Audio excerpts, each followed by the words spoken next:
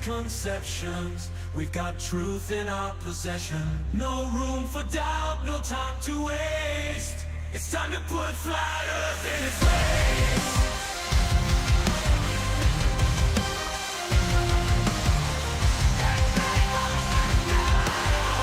Here comes the smackdown.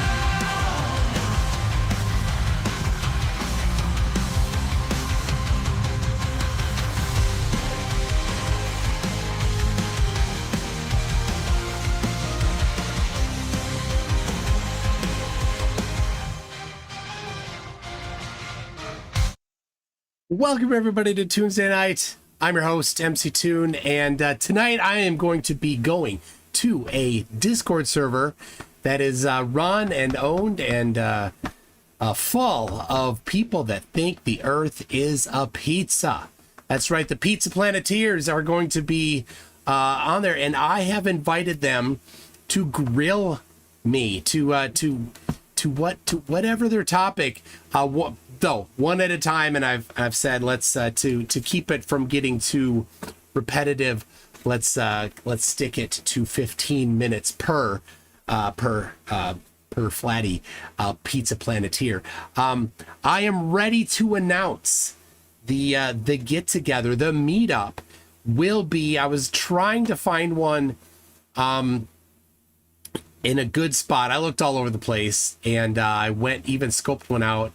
And my wife went and I went there and had a good meal, but it was difficult to get there. I talked to them about hosting a party. They're like, nah, it wasn't good. So it's going to be 2 weeks from yesterday. So the date, I'll give you the date. I'm going to put a video up on my channel. This is the final date. I'm not switching it again.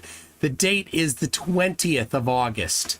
The 20th of August at 6:30.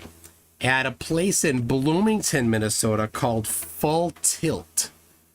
Full Tilt, that's right, the Full Tilt of the Earth. It's Full Tilt Tavern. It's just south of 494, right next to Highway 100 / Normandale Boulevard. So pretty easy to get there from the freeway. There's not construction in the vicinity. There is construction on 494. So if you're coming across 494 from the east, you will have a little bit of traffic. So be aware of that. Starting at 6:30, no end. The place closes at midnight. So they'll kick us out at midnight or so. And it will be outside unless the weather's not good, then we'll be inside. If you're coming, I want to know about it. Send me an email, mctoon@mctoon.net, so I can know how many are coming, so I can let them know, so it'll be a little better than just a bunch of people showing up and they say, oh dear, what do we do now? So I'll get the address and everything. I'll put a video on both my channels and do some posts around so people know where and when. So Matthew Lotz is not gonna lie, but you have a best intro. Well, thank you very much. That song goes through my head all the time because I don't know, I always got music going in my head, and that song is often one of the most recent I've heard. Mr. E-Man gifted 5 memberships. Thank you so much, Mr. E-Man. Very kind of you. Matthew Lotz is sorry that's my birthday and I live in Australia. Sorry. Well, what better thing to do on your birthday than to hop on a plane and fly all the way up to Minnesota? And Cal has been a member for 18 months. There you go. Is that a super chat? A member super chat? I don't know what that is. Anyway, I am going to pop over to the Discord server. We'll see what flatties are there. And I need to adjust this a little bit so you can see who's talking. Well, here, I'll put it on there. And I'll jump in and say hi, and then they can saying like there is God and there is the sun. Hello. And there is a Holy Spirit too. Hello. Hello. Who's that? MCToon. Oh, hey. MCToon. Yeah. There's an event, and Geo was, and I figured it out. We got something arranged. Just letting you know I'm here.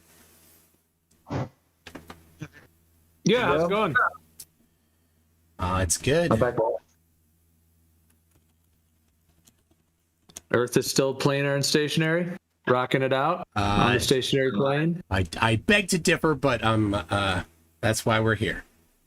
But you're still in it. You're still rocking it, keeping it going. Yes, and I just announced that we're going to have a meetup at the Full Tilt Tavern because the Earth is tilted. All right. Yes. All right. So MCToon, have you ever heard Drace do his little parody show of MC? What do they call it? MC Loon, and like where he's acting like you're the main host, and like this other guy is Godfather Balls, and he has like Neil deGrasse Tyson on. Have you ever heard that? I have not. I don't know anything about it. He's kind of making fun of you, but it's funny. You should listen to it. It's like a. Is this a video? You're popular enough to get made fun of. Drace AI over in 24/7. Yeah, he does like this whole joke. Okay. Thing about you, making fun of globes and stuff, but yeah, it's really funny. Okay. You'd laugh at it, you know. Awesome. Thank you. All right, so I'll introduce this. And Gio and I figured this out. So this is Grill Toon. So if any of you would like to grill me, the topics are generally open. I won't get into, just necessarily anything, personal stuff, things like that. I won't, but, if you want to pick a topic and grill me on it, then that's great. We'll do, try to just target about 15 minutes per person. And what the idea for this came from the last time I was on here, when there was a topic. There was a specific topic that I had said was going to be for the night. And then I think it was Noah was in, and he wanted to talk about something else other than the topic. And I'm like, dude, let's, read the room. Let's talk about the topic. And he just kept going and going and going. I'm like, you know what? Fine. The topic that he wanted to talk about is a fine topic. And so if he's here, then he can bring up that topic that he wanted to talk about last time. So, but I'll hand it over to Gio because he's here for the management of it. All right. Well, yeah, man. I mean, I think. Does anyone want to start, or anyone? What should we get? I think the thing that Noah brought up was I think about the Trinity, right? Yep. I think he brought that up. But I don't know if he's in here. What's your stance on that? I'm not allowed to have a stance because I'm paralyzed. But what's your stance on the Trinity? Is it Jesus was speaking to himself in the garden, or was he fulfilling a prophecy, or was Jesus actually talking to his Father? And they're separate people. Well, all right.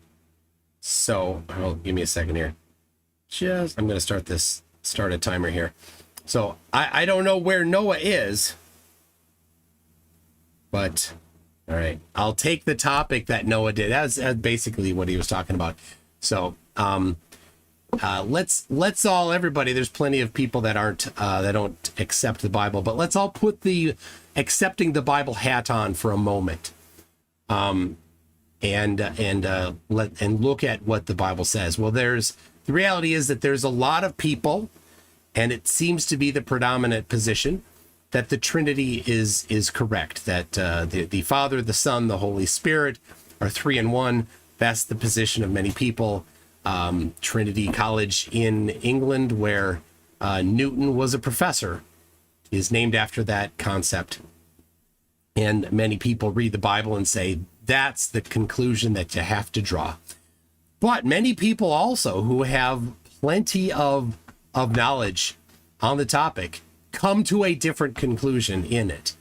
And they don't think that the Trinity is correct and that maybe there's some other way to look at it, and that the people that are Trinitarians are wrong. And so, for example, I think that Mormons, Jehovah's Witnesses are larger groups that are of that position, but there's certainly plenty of people that are not maybe in such large organizations that have that position. The reality is, though, that nobody can go and test it. You can only just look at the text and then parse the text and look at context and look at everything else and then come to a conclusion. And there's people that come to one conclusion that are very well versed in it, and people that come to a different conclusion that are very well versed in it. And who's right? Everybody keeping your Bible hats on here. Who's right?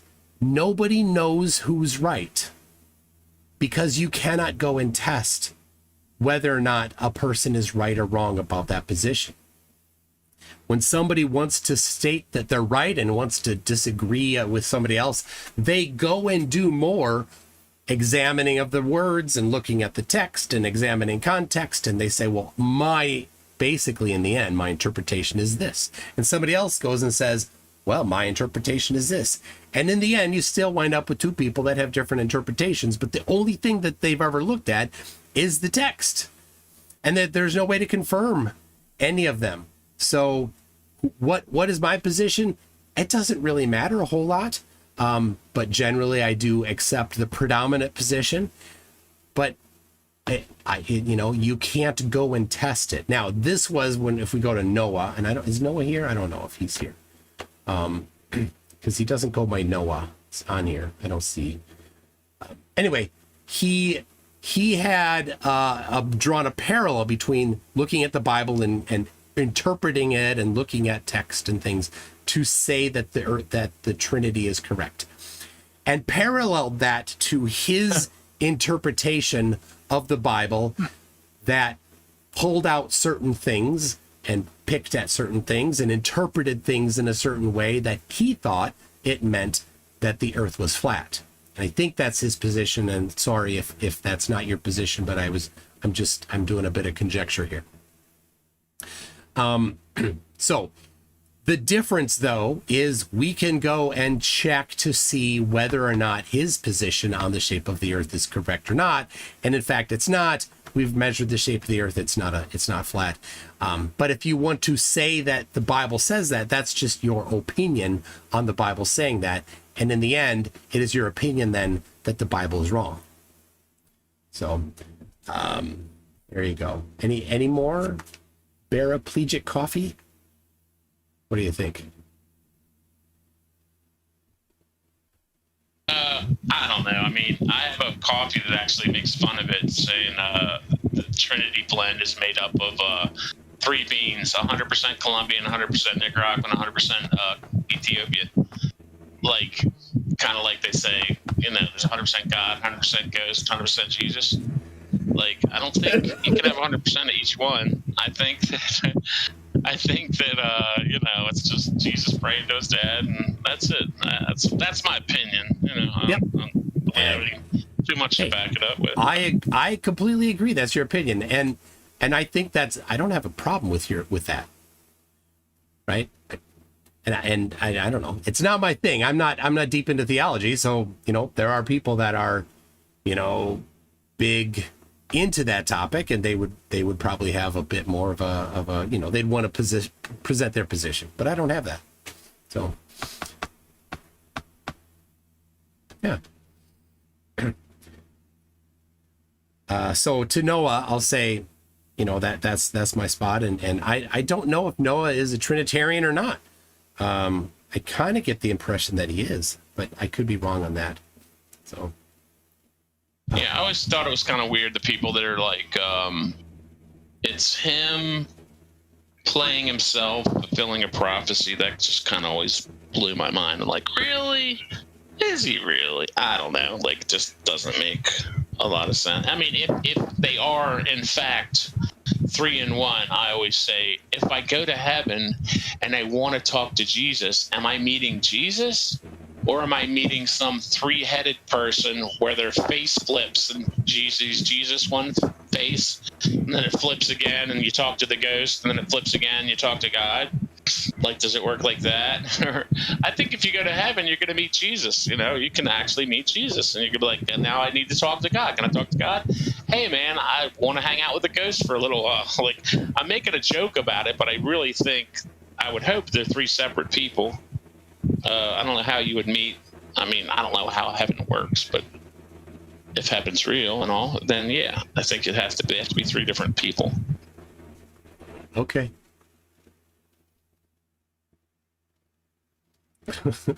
Christopher Anderson. Yeah, I don't know. I'm not going there. All right.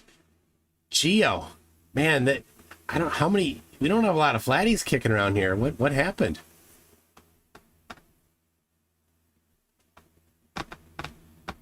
Oh no, nothing happened. It's been a little bit quiet today. Okay. It was in waves, so yeah, it was like packed for weeks and weeks. And I think yesterday was like a little bit of a quiet day. Today a little quiet. Mercury is in retrograde, so if you know what the Mercury retrograde cycle entails, it's often a time of a shift in the communication sphere of life. I'm not into that woo. So, yeah. Sorry. I don't know. Maybe it's that Toon is Flurf Kryptonite. What do you think, Geo? I don't know. Flurf isn't a word. It's a word. It was coined. It's a portmanteau. It's our loving and embracing term that we use for flat earther. You know that. You think it's loving and embracing? I hope you can understand sarcasm. All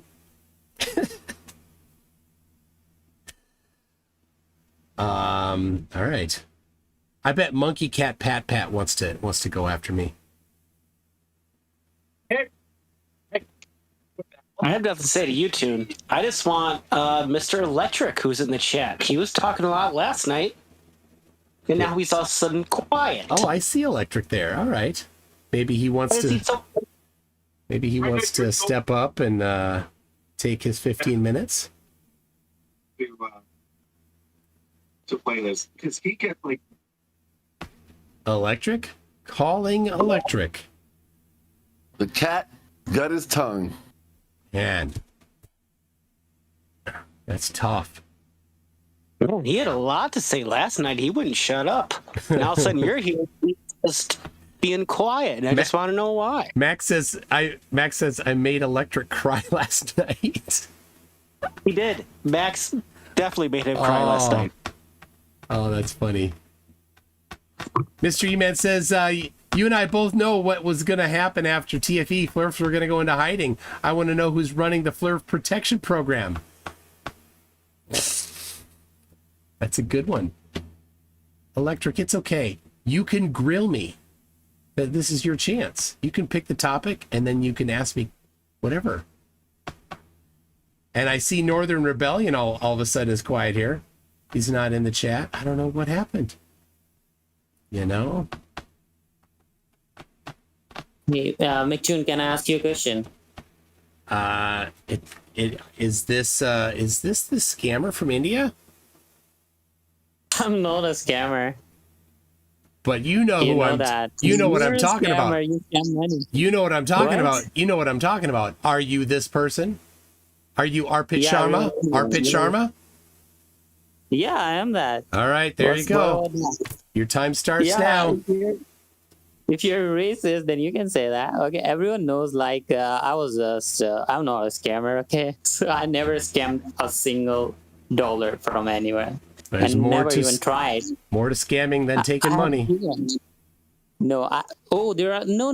Scamming is only taking money, and like trying to take money by deceiving others or trying these kind of things are called scam. Other things are called fun. Yeah. All right, what do you got, scammer? Okay, so my question is, do you think like dip angle is exclusive to globe Earth only? Dip angle? Yeah. Well, it depends. Is when you talk about dip angle, are you talking about computing the dip of an observer standing up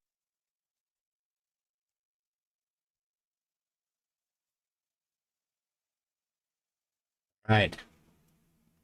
Looks like I'm back.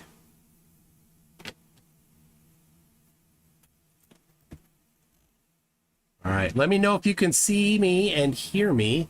And in the meantime, I'm oh, awesome. I'm relaunching Discord. All right. I'm not excited about Comcast these days. Not excited about Comcast these days. All right. Let me get back into the Discord server.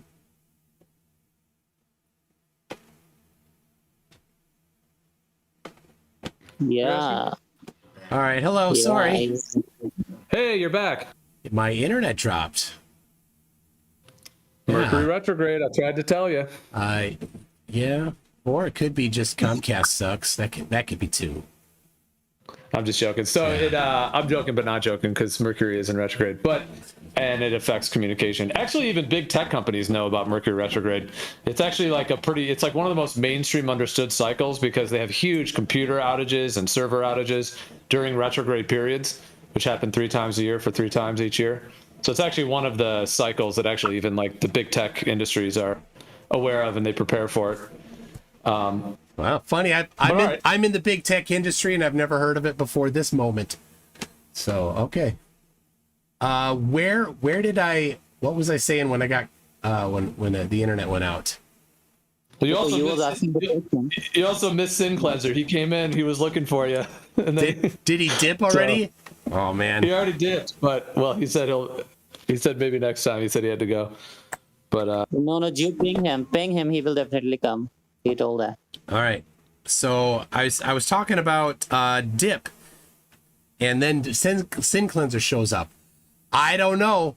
Is that a coincidence? Nah, I doubt it. Anyway, so speaking of dip, so dip correction.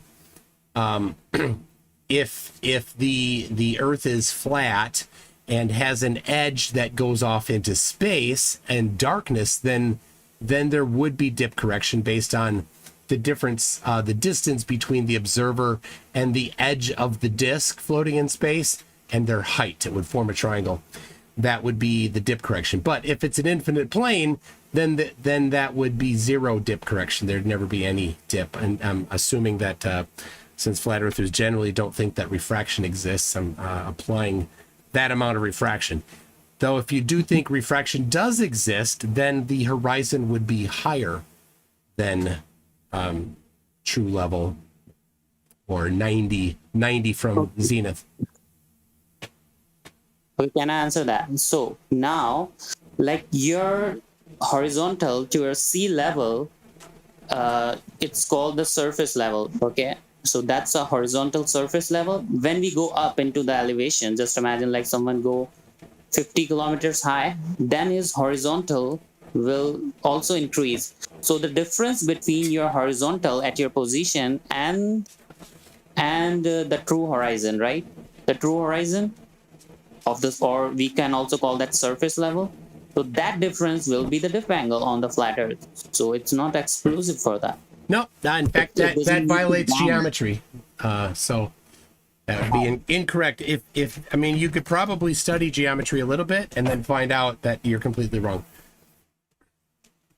So okay, so do you agree? Like our horizontal will also increase when we increase our altitude, right? You agree that? In reality, it does, but if the Earth were flat, it would not. Unless maybe you're a disk floating in space earther. Is that what your position is? No, of course not. Okay. Why you are just trying to be flat? So if you must think that maybe it's an infinite plane. I'm not claiming these things. Well, which is it? We can do the math for either. We can apply the geometry for either of those. We see to a limited place, like it's called the circular vision, or like right. Just giving it a name doesn't make reality match. You need to actually have things that match reality. Yeah, So- because of perspective, we will see to a limited distance. It's called our circular field of view, right? No, so that's when not, we increase in no, altitude, not right, not right. That is not. There's no optics known that matches what you've just described. there is no optics for that. You are saying. Yeah, there's no optics, and you say it's just called perspective, but perspective doesn't say that either. I can do the math. We can run through the math for perspective, and we can run through the optics for it, and the physics for it. But all the things that you've said, none of that is matched by observation or measurements. Okay, if there are two person, one person is on the ground, or just imagine he is 100 feet away from the ground, and the other person is 100 he's 50 kilometers away from the ground, okay, in the Okay. altitude. So Yeah. their both horizontal plane will be different, right? No, not on a flat Earth. No, Horizontal planes. no, not on a flat Earth. Based on the No, based on why not? Based on the verticals. Based on the verticals, Yeah, their okay. horizontal plane can- are orthogonal to the vertical. I can then answer their the what horizontal you asked plane me. will You have asked me the to explain difference. it. Then you can know the difference. Yeah, you asked me to Yeah. explain it, and then you kept talking. So here's how it works. You asked me to explain it, and then my turn to explain it. That's how it works. Okay. So if the as you say, it's an infinite plane. So then if you're 50 kilometers up, and the edge of the flat Earth is infinite kilometers away, you're going to create a triangle between you and the edge of the flatness, which is infinite kilometers away, and the true horizontal, which is 90 degrees from vertical. That triangle that you make there, the angle that's next to you of that triangle is 0 because it's infinite kilometers away. Right? You go solve that triangle. And if you want, just pick, don't pick infinite, pick 1 billion kilometers away. Okay? 1 billion kilometers away, 50 miles in elevation. Okay? Draw that triangle, solve that triangle. The angle next to you is nearly 0. And when you go more than 1 billion, you go 10 billion, 100 billion, a trillion, quadrillion, that angle gets smaller and smaller, but approaches 0. So it's so close to 0 that eventually our measurement instruments wouldn't even be able to identify that. And certainly at 1 billion miles or 1 billion kilometers, it's going to be too small to measure. No flat earther claim like your true horizon will be billion kilometers away. Okay, the first thing it'd is be the farther. difference. It'd be farther, is what you're saying. No, the difference between your true horizon and your celestial horizon, also known as astronomical horizon, that is based on your horizontal, that is touching your celestial sphere, right? Celestial hemisphere. So that is our celestial horizon and the true horizon. The difference between that on the flat Earth is called the dip angle, right? And it is also proving that our true horizon is flat because our dip correction is same when we turn 360 degrees. So whenever you go up, you are watching the Earth in a circular field of view, and that's just a small portion of the Earth, how far you can see. Why? So always, Why is it only a small portion that you can see? Why we can see a small portion? Because of the perspective. No, perspective doesn't answer that. Perspective just means things get smaller as they're farther away. Why do you think, what evidence do you have in optics or geometry or physics to suggest that you can only see a certain distance?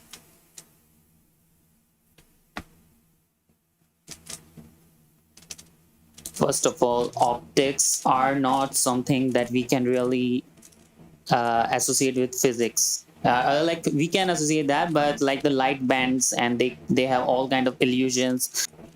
So Yeah, you didn't I'm not answer the going into question. that. Please answer the question. What evidence do you have that you can only see a certain distance? And what is that distance? And what are the empirical measurements supporting that?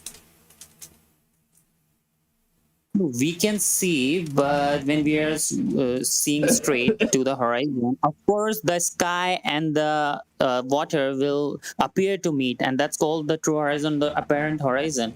And it's not exclusive for globe Earth. Of course, how we can prove that? Just like go to a water that is still, or a swimming pool that is very big, and then just go and you put your eyes very near to the water level, and you will not see like to very far away, there will be a horizon. You will see like the things are trying to meet up. You know that? Yeah, that's because of the curve. You just proved the curve. That's the first law of Flurf there. Armpit. All right, it's been 15 minutes. You should brush up on your geometry, buddy. All right.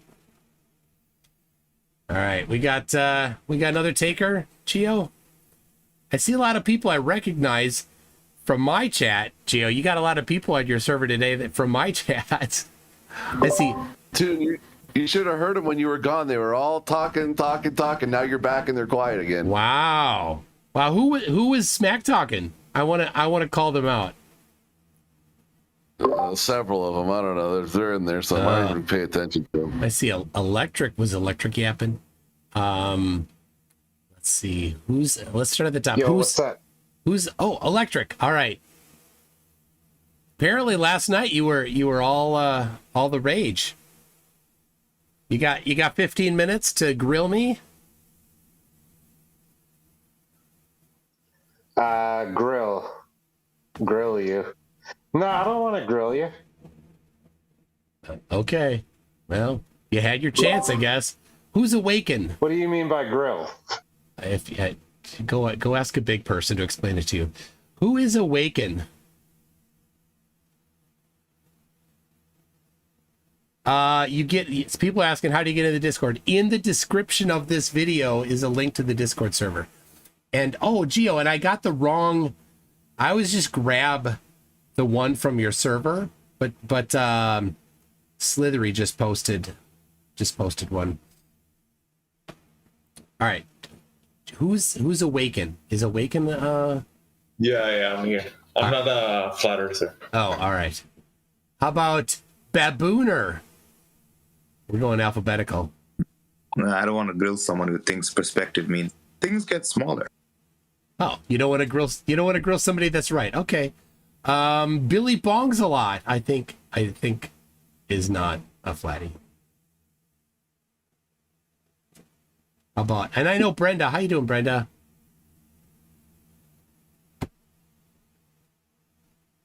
And CK. Yeah, I used to be a flatty, but not anymore. Oh, that's right. Yeah, you escaped. Congratulations. CK. How you doing, CK?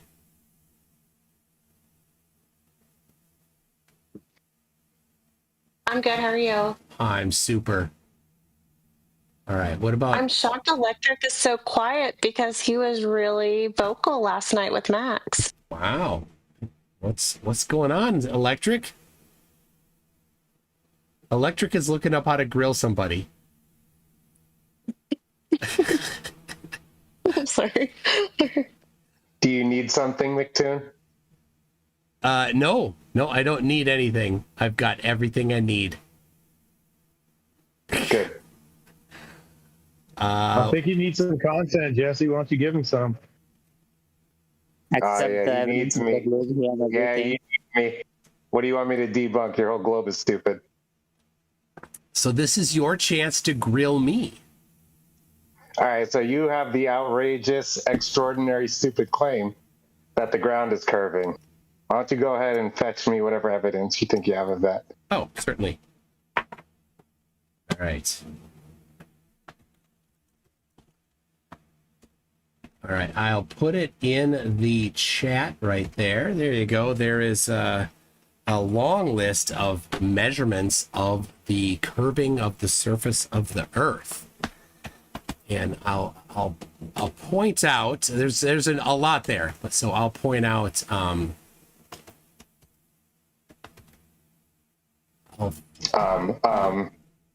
yeah.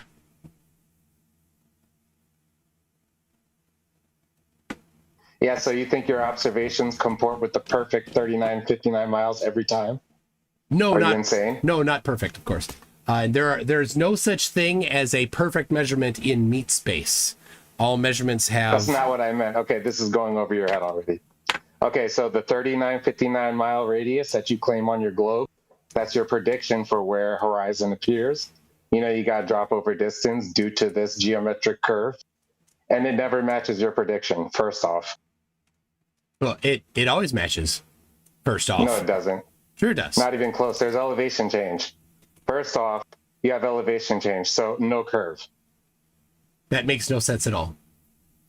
Yes, it does. Do you know the difference between drop over distance and elevation change? Of course I do. I understand geometry. So first you have elevation change. You don't have drop over distance. That doesn't make any sense. Oh, is this hard for you? You're just not making any sense. Okay, so where is your Earth curve then? I posted the measurements of it in chat there, and then I sent a second one here, this RZA-Baron. You look at that.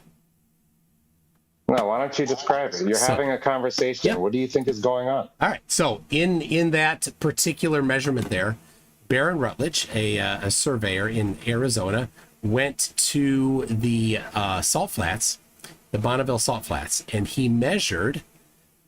He did a reciprocal zenith angle measurement, and when you do that here, let me see here. I'll make sure I get the right stuff there. Yeah, Bonneville salt flats. And he measured in there the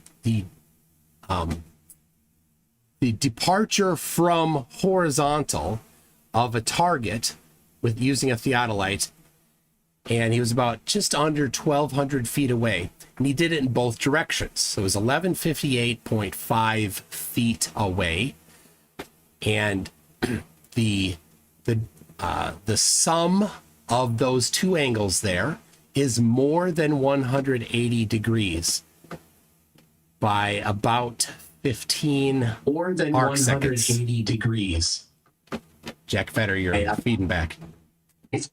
So it was station 1 to 2, 2 to 3, or station 1 to 2, station 2 to 1, 10 seconds, 5 seconds. So it was 15.2 arc seconds of overage of the 180 degrees. What's the elevation of both theodolites? They're both at the same elevation. How far? That doesn't matter because Barron doesn't even claim drop over distance. He claims the lack of accuracy due to magnification on your optics. He says if you increase the optics and the magnification, then you'll increase the lack of accuracy. But the problem for Barron and for you guys is the lack of accuracy is the claimed curve. Sorry, Fresh. Maybe you want to take the next segment. I'm talking with. I just wanted to point that out that that's a quote from Barron out of his own mouth. That if you increase your magnification of your optics, you will increase the lack of accuracy. I don't know what you're talking about. Maybe you could go find him saying that would be good for when you have your chance. Yeah, you don't know what anybody's talking about ever, dude. So anyway, so he measured 15 arc seconds of departure of overage of the 180 from the 180 degrees. So there is a measurement of the curvature of the surface of the Earth. That is not just looking at lights in the sky. He didn't use any lights in the sky there to do that. He has done that multiple times, and like I said, I posted the other one, the MCToon.net/R, which has a link to how high was the optic off the ground? The observer point.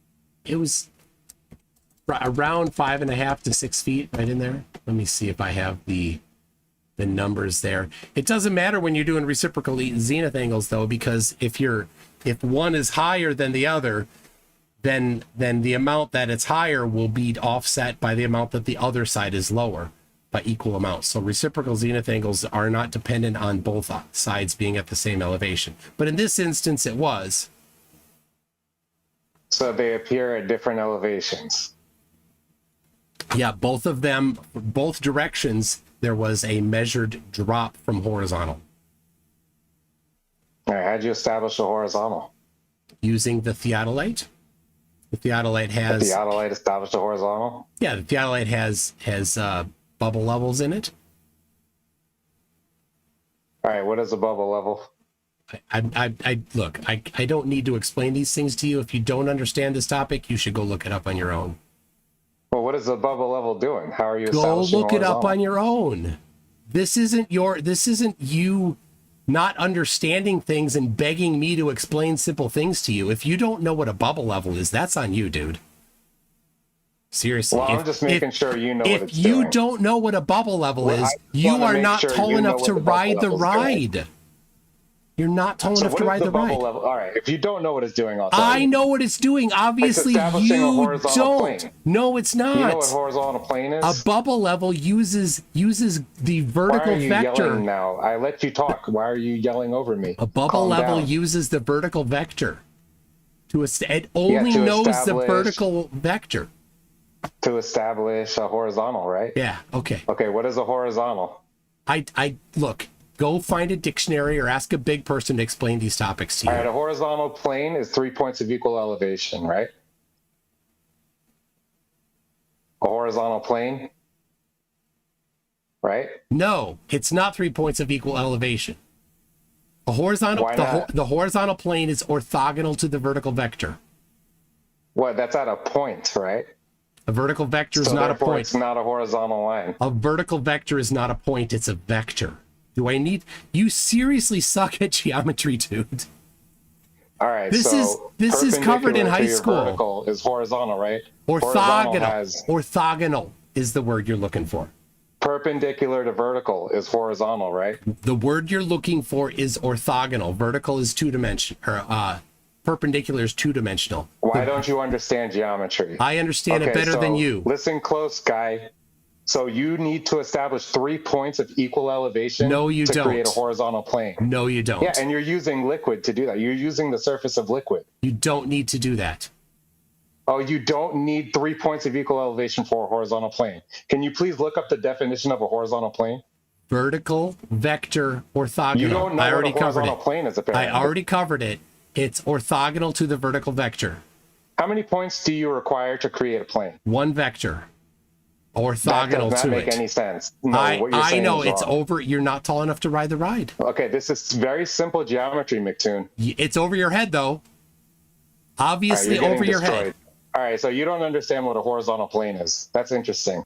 Let's move on. So if you can establish a horizontal plane, like you said, then therefore water, when its surface is, subject to equilibrium, a balance of forces, and it's creating a planar surface, and that surface, all points along the surface are of equal elevation in reference to a horizontal plane. That is literally what water does. And that's how you're establishing your elevation change between your theodolites. So you basically need water to create a horizontal plane to take a reciprocal zenith angle. On top of that, the atmosphere causes vertical displacement in your model. You're only 6 feet above the ground. What you're doing is a stupid parlor trick. Everybody already knows reciprocal zenith angles doesn't measure anything that you're pertaining it to. So refraction, you need a horizontal plane, and you're not measuring tilt, you're measuring elevation change. So stop goofing around and actually bring globe evidence. All right, for once in your life. Thank you for not understanding the geometry. There is, in fact, no... Yeah, but you don't know what a horizontal is. I've defined it, and you went over your head. So in a bubble level, there is no plane. It's a curved surface in that bubble level. My goodness. Yeah, you're putting it between two vertical lines. Two vertical lines? Yeah, What the hell are you talking in a tube. about? Oh, you've never used a bubble level? Yes, I have. Cylinder. Didn't you bring one with you to Antarctica? Yes. Or no? Yeah. All right, so you know that you have to align the bubble between two vertical lines. Okay. All right, yeah, that's more than 1 point. Oh my gosh. You're getting destroyed, dude. You don't know geometry at all. Oh my gosh. Did you learn that? Did you learn that from stupid dude? Did you learn that right, from you're an absolute fucking retard, so I'm done talking to you. All right, you got that from Witspit. Good job. All right. Fresh. You ready?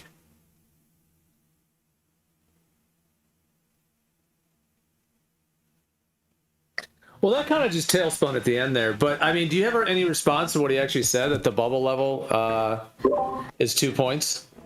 It's not a single point? No, that... He's just grasping at straws there for trying to understand things. So and theodolites don't only use, there's other, like an auto level doesn't even use the bubble level to do the precision leveling. It uses weights inside of it to do it. As one example, other electronic theodolites do similar things. You use a bubble level to get in the vicinity, but then internally it has other things that get it more precise.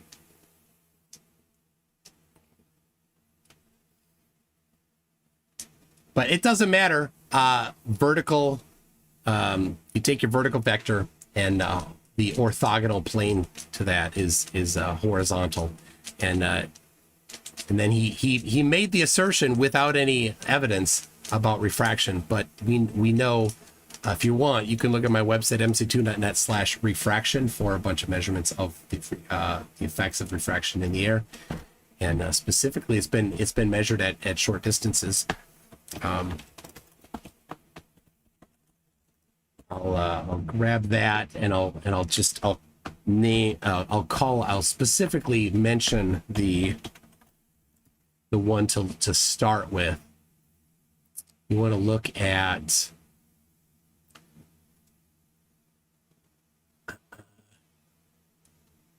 it's not that one. Just a second. I'm gonna get it. Results of leveling refraction tests by the National Geodetic Survey. I can even give you the link to that. So this is the effects of refraction over short distances. Specifically, right in the vicinity of distances that Barron was using there. So there we go. All right.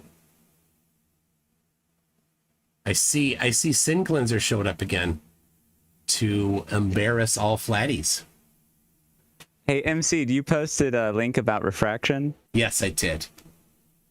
Have you ever figured out what sinking refraction is? All right. Are you here? You want to start the 15? You got 15 minutes of fame, Sin Cleanser. No. Listen, it's not my day. I had my day.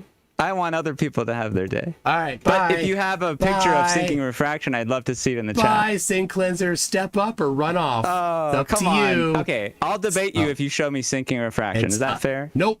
This is your chance what to are you grill. so afraid of? You just posted a link about refraction, and here I am ready to talk about sinking. Read the room, Sin Cleanser. This is Grill Toon.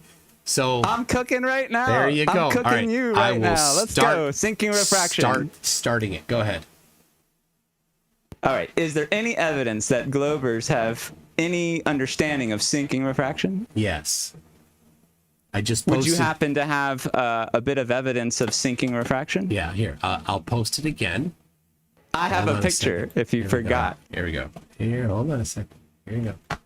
There is empirical measurements of refraction, including and sinking refraction will happen when the coefficient of refraction is less than 0, which is an unusual. We don't have to talk about that. Which is an unusual and unstable thing, right? It's because in order for a coefficient of refraction to be less than 0, you have to have denser air higher than less dense air, and that's not a stable position. So you don't get that very often, and you typically have a bunch of different visual cues when that's happening. I don't know anything about any of that stuff. I know. I believe you. I just want you to post a picture of sinking refraction. I have one, and we've done this before, but it's been years. I just want to see if you ever found a picture of sinking refraction. Go ahead. You promised me last time you would find a picture of sinking refraction, and here I am years later asking for sinking refraction. I don't recall promising that I would give you anything. I don't recall you ever saying you could prove it. Other than the smackdown that you've earned. Well, I'm not the smartest. I believe you. I know what sinking refraction is when I see it. Do you know what it looks like? All right. Go ahead. Post it or don't. I don't care. I think I've seen this movie before, and from what I understand, there is no Glober at any time, for any reason, by any stretch of the imagination, that could ever show me sinking refraction. Okay. Do you have it but or not? If you want your 15 minutes of fame, I would love to see a picture of sinking refraction. This is your Make chance. my day. This is if you. I don't have anything here to give to you. You don't have anything, and you're a Glover, and you don't have anything. I don't have the thing that you think you want. Sorry. I think I want sinking refraction. You posted a website that I was talking about sinking refraction. So I'll explain So you. just post a picture of what it looks like so we can talk about it. I will explain to you how refraction I'm works. a visual learner, MC. I'm a flat earther. You're not even a learner. That's the problem. I look and I say it looks flat. That's the so the do you know what kindergarten sinking level. refraction is, even if you saw it? We've done this before. Go ahead. If you don't have it, then I know just what it keep looks like, avoiding but I it. don't think you know what it looks like. Keep avoiding it if you don't have it. Well, if you have it, you could really embarrass me by posting a picture of sinking refraction. I don't have it, no. Well, how come no Glober knows what I'm talking about, but I they post a know what website you that are talks all about talking it, but about. they can't picture it or I something? know what you are talking about. All right, but your I 15 don't minutes have is a done. picture. You've been grilled. You're cooked. Okay, You bye. tried. The Earth is flat. Bye. Sinking refraction, Man, that undefeated years later. Welcome to Flat Earth. This is why Flat Earth wins. Flat Earth always loses. All right. Okay. Hey, Mr. Toon? Yes, Brenda. Mr. Toon, have you considered that when you were in Antarctica, you measured the Earth flat when you did an angle of elevation? It's elevation. Bosh. You need to say it with a little more Ferengi in your voice. I can't do Ferengi. All right. Wait, did Sinkholder ever post the sinking refraction? I tried. I thought it was funny. He never posted it. I don't think he has it. Well, I have a picture, and you know exactly that scary picture. But you're done, that I'm referring to. You already scampered off. If you don't want me to talk about sinking refraction, you know what? I will tell you and your whole audience, I won't expose sinking refraction to Globers because they don't know what it is. That's okay. I'm not trying to hurt anybody here with sinking refraction. But I just think that hurting Globers should yourself. provide evidence of the claim sinking refraction. I can do it. Why can't they? I think you should provide evidence of the claim that you have a brain, but you haven't yet. Well, you know, that's a red herring, you know? It absolutely is. Well, why are you using a red herring when we're talking about sinking refraction? Do you not have a picture of it ready? I love this one from CK. I think you should look for a picture of sinking refraction and shut me up forever. That would be great. That gift from CK is perfect. It is so good. Oh my gosh. Oh. All right. All right. Max, how you doing? Oh, Max isn't in there yet. Max, jump in. Make Electric cry. Hey, actually, I have another question for you if you're brave. You didn't post the sinking, but we can move on and ignore that. It never happened. All right, hold on. Let me reset the timer. You're right at 7 minutes. All right, keep going, Sin Cleanser. All right, okay. Are you aware of the gravitational well of Earth? Yes. Now, this isn't a trick question, but my simple-minded flat earther self, in three-dimensional space, an object that fills that space takes up a volume, correct? Correct. Can you tell me, riddle me this, Mr. Glober, what is Earth's volume of gravity? That's oh my God. Are you serial right now? I'm 2-0 right now, man. This is a grilling. He asked me this yesterday. Gravity, it's so stupid. Gravity I thought doesn't you have learned volume. something last time we talked, and you haven't learned anything about flat Earth in all these years. I learned once again that flat earthers can't unit. Okay, so do you want to embarrass me for the second time after you posted sinking reflect? You want to tell me the volume amount? Dude, I cannot embarrass you worse than you've already embarrassed yourself. Well, why don't you just embarrass me and tell the whole world the volume of Earth's gravity? Nope, that's just Why do you play so hard to get? Okay, that's shine kind of that rude. spotlight on yourself. I'm grilling you. Shine that spotlight on yourself.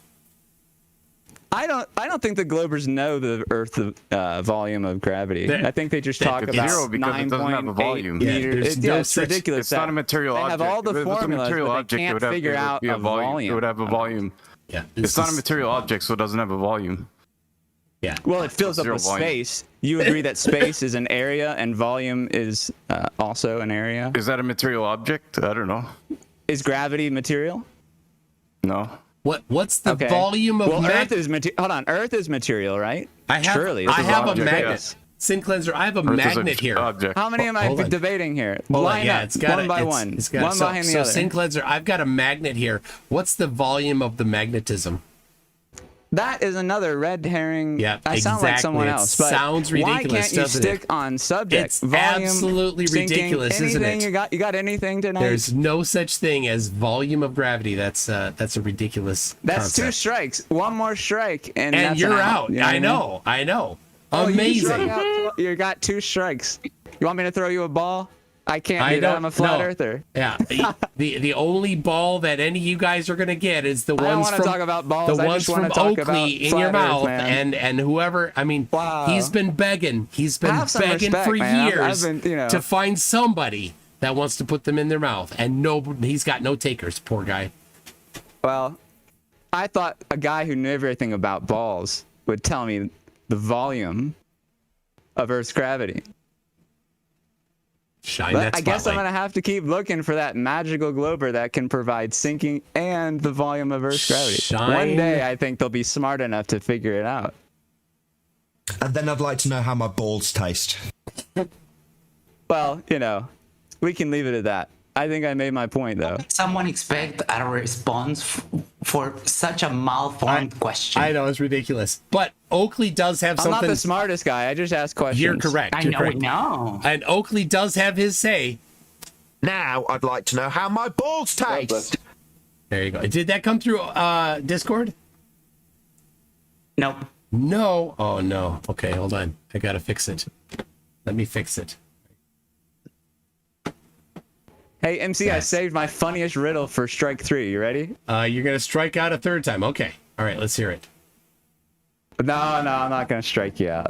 That's rude. All right. I'm not even like a mod here, so I got to be polite here. Okay, hold on. Let me see. Can you hear this? I'm ignorant. Did you hear that? Why you got to make that man look like he's out of context? All right. There we go. Good. We got it. So hold on a second. Here we go. Now I'd like to know how my balls taste. There we go. That he would never say it to me. He might say it to you though. He would never say it. I'm sure. a moron. He never said that to me. Yeah, but he did say this. I went in and was absolutely humiliated based on my total ignorance of everything I said. He says that a lot. Oh man, that's out of context. Says that Come on, that ain't right. A lot. But when have you heard? Okay, never mind. So he said at first he's that's like another W for flat Earth. He's like this. Keeping first tally. he goes like this. And then I'd like to know how my balls taste. And then I'm like, hey Oakley, you should try yoga. And then after yoga, he says this. Yum yum yum yum yum yum yum. Gross. Oh my god. That's nasty. This is not the evidence I was looking for. That is this is something completely different that you brewed up on the side. But that's the evidence you get. I was looking for sinking and mathematical volumes of this, that, and the other, and here we go again with balls, right? Hey, it's his favorite topic. Oh my goodness. Can you enlighten us? Can you answer the question of what is the volume of gravity? No, I don't do math. That's for Globers to do. We know. It's we know. drilling MCToon hours, so I'm you- drilling him about basic If math. I tell you it's 3 cubic meters, then how? If you don't do math, how do you know I was right or I was wrong? Good luck, man. I don't know what to tell you. I hope you can figure it Self-defeating out. question. I'm a Good flat job, earther. buddy. It's not my Good job to figure math, right? Well, let's see. Volume of gravity. So that would be What's up, whoever that is? volume multiplied by gravity. So it'd be like meters cubed times gravity, which is meters per second squared. Well, that would be a rate, as you well Right. know. I'm looking for an amount.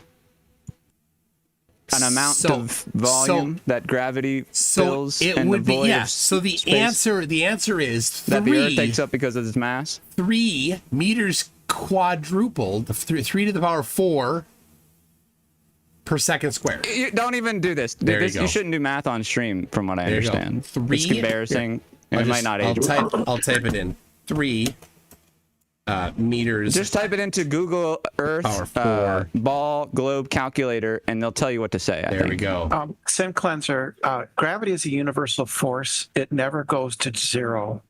So it's. Are you talking about So how do you measure an infinite? The volume thing? volume of the Earth's gravitational field would be infinite because G never goes to zero. Oh, that's a good way And to you think that's an analyze accurate it. measurement of what? That's a good How did way you measure to infinitely? I that's don't understand. a good way to try to answer that ridiculous question, Brenda. How do you measure infinitely? You don't even have enough there's- time to measure it. There's your speaking of no time. You have to live forever to measure it infinitely. Speaking right? of your time is up there, Sin Cleanser. You've had your 15 minutes I'll of get fame. you next time. One of these days, you're gonna have what I'm looking for, I believe. One of these days, you're gonna be. I've been unchallenged with those two questions, and I didn't want to grill you, but you asked for it, right? So yeah. All right. Bye. I wonder what the volume of light is. Yeah, that's a good one. I wonder what the volume of silence is.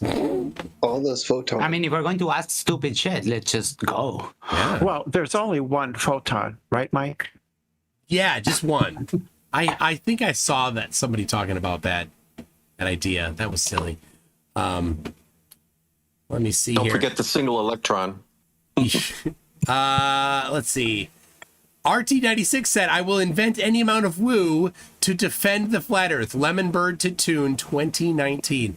That is a man, good times. Where is Lemon Bird? Yeah, what happened to him? Gio, we need you to get Lemon Bird. Find him. Yeah, I know. We haven't heard from him in quite some time. Lemon Bird. It's been years. I think people think that Lemon Bird and Mikey are of the same inclination. If you know what I mean. I believe that. Yeah, Brenda. I can believe that.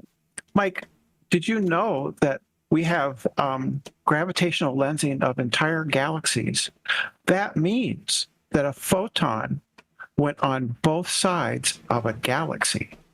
A single photon. Yeah. Yeah. Does it? It must have in order to be lensed, right? Unless I'm wrong. Well, yeah, the wave portion of it, yes. The particle portion of it, no, but they're wave particle dual, and so that's all goofy. Yeah. So yeah, okay. Well, the wave must have gone all the way on both sides in order to get lensed. So, and wave particle duality, I can count it as a photon. I guess. All right. So you guys think something can be both at the same time, huh? Yeah. It's wave particle duality. Yeah. It's a fact. It's measured. People didn't like it. People really didn't like it at the beginning. Yeah, they that's really disliked it. But they couldn't Rich avoid coming it. from you, Brandon. All right. No, I absolutely. All right, hold on, Brenda. Does angling alchemy want 15 minutes? Well, I mean, I don't understand the whole premise here. I wanted to ask why you brought up Oakley, and then what are we grilling you about? I just popped in. So it's kind of an open topic. If you want to grill me, you can grill me, and bring up whatever topic, and you can just stick to 15 minutes, and we'll move on to somebody else. Well, MCToon, I've got some questions for you. Well, hold on. Angling alchemy maybe is up. Yes. I'll start with why did you bring up Oakley?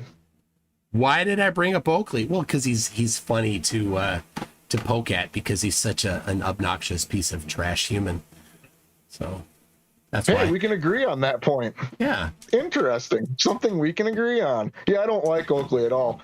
I think his outright rejection of ether is telling of either his ineptitude or, I don't know, maybe an ulterior motive. Guess that's beside the point. I just think it's interesting people bring him up a lot, and I don't know, not necessarily to straw man flat earth altogether, but he's easy to poke fun at, I guess. He is. He makes it easy by being such a horrible piece of trash. But yeah.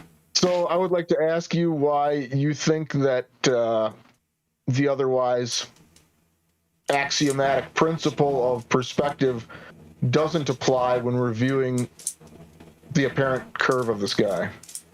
The apparent curve of the sky?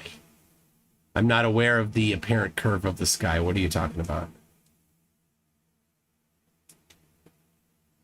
So when we, you know what perspective is, don't you? In a very general sense, you see in a curved visual space. That's not You perspective. use it when you're making artwork, you know? No, perspective is things that are farther away appear smaller. So, when you draw something draw some artwork, as things get farther away, it actually draws a line, not a curve. They actually don't get smaller though in reality, right? No, of course, MCToon? of course not. No. So it's just a spatial relationship to optics, right? All right. Hey, so when you look at two apparent curving lines, one at a they're time. actually not curving, right? It's an illusion, right? One at a time. One at a time. Yeah, Data, if you want to get in after, but he's going kind of one-on-ones. But if you want to be next, I got your book here. Got your book here, Jack. When you're done, what's your turn? Oh, you can grill him on. Did he read the book? I have not. That's your. All right. You haven't read it. Okay. Do you have a preference? Angling alchemy. Do you have a preference for special or general relativity? No. Is there any particular, how do I say it? Because they're all theories, right? Is there any one you favor more? General or special? I mean, they apply to different situations, so I don't have a preference. But is space flat or is it curved, MCToon? Data, shush. It's not your turn. You'll get your spot. You'll get your time. Yeah, 15 minutes is really generous, I think. Yeah. All right. Yeah, it depends. It depends what's happening in what situation is happening for general or special relativity. So if you're talking about the light passing near the limb of the sun, then that's about general relativity. And if you're talking about something moving at a high rate of speed in relation to the speed of light, you're talking about special relativity. Or, I mean, general gets into that as well. I think I heard you use the word field earlier, talking about gravity. Would that be correct? I think Brenda maybe said that, but it's fine. Yeah, okay.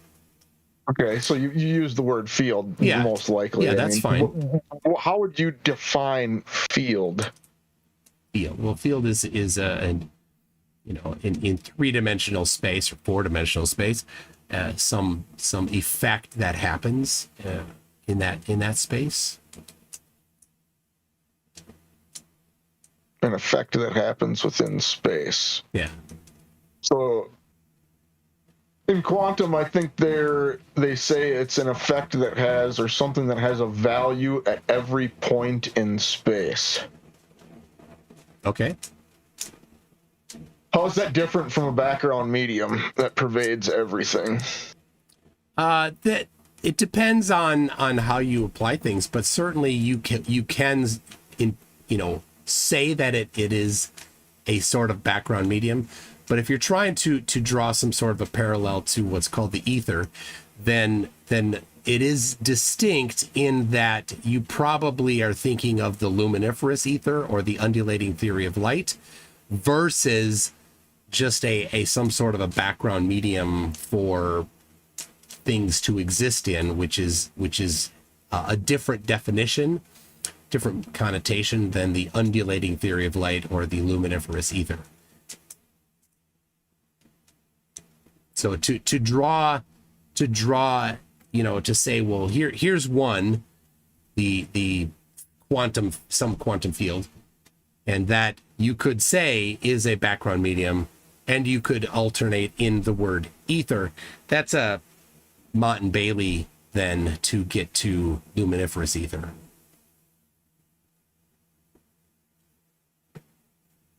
I guess I don't. Mott and Bailey. I don't understand the reference. It's a kind of a bait and switch. So you say ether, but then you swap in a different definition of it. So Mott and Bailey is a type of fallacy. No, I never heard that one before. Okay, interesting. Yeah, let's see here. form of argument or an informal fallacy where an arguer conflates two positions that share similarities. One modest and easy to defend, the Mott, and one much more controversial and harder to defend, the Bailey. The arguer advances the controversial position, but when challenged, insists that only the more modest position is being advanced. So it may not be appropriate to call it a Mott and Bailey. Maybe just better to call it a bait and switch. Gotcha. Yeah. Can you sufficiently steel man the celestial theodolite? So the celestial theodolite takes our position, I guess I should say, on the celestial theodolite, to be specific. So for those that don't know, the celestial theodolite is you measure. So you measure by looking at the time that a star is occluded by some point, like a mountain, in some distance.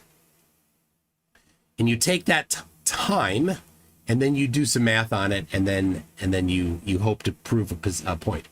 But the process that they use is they take that time, they use the position of the star in stellarium, turning off refraction, which is a straw man of the globe, and then move the observer's position from where they actually have observed it to the peak of the mountain, and then take the elevation angle of the star from stellarium at the peak of the mountain. And then they say, well, this more closely matches a flat Earth, and I don't know how, because they use the globe to get this position and all these angles and things, but therefore it matches better. But of course, the problem is that it's wholly dependent on how far you are from the peak, and if you're far at a certain distance, then it can output flat numbers, and if you're closer, it can output globe numbers, and if you're closer still, it can output concave numbers. So it's an inconsistent thing that's dependent on you being the correct distance away. So you said we strawman the globe or whatever. What would make the globe's methodology different in that it would be more accurate? Well, so if you're going to use the globe methodology, what you do is you take the angle to the star at the moment that the star is occluded by the mountain. You would then leave refraction in your computation, because this is something that happens in reality. And you would not move the observer to the peak of the mountain. You'd leave it where it is. And when you do that, use that method, you get matching globe every time. All right, so here's the difference, and you're talking about sometimes you get flat numbers and sometimes you get globe numbers, and sometimes you can't distinguish the two. And so when you can't distinguish the two, that's kind of a null result, because, obviously if they get the same thing, that's not telling you anything really. Yeah. The big difference, as I understand it, is that when you get farther away, like you said, the gap between the two predictions grows, and that's where the point is. And so when you get a large gap from a large distance, you're able to see the disparity between the two. So yes, you're using the angle of the star as it's occluded by the mountain peak, but that's giving you only your angle.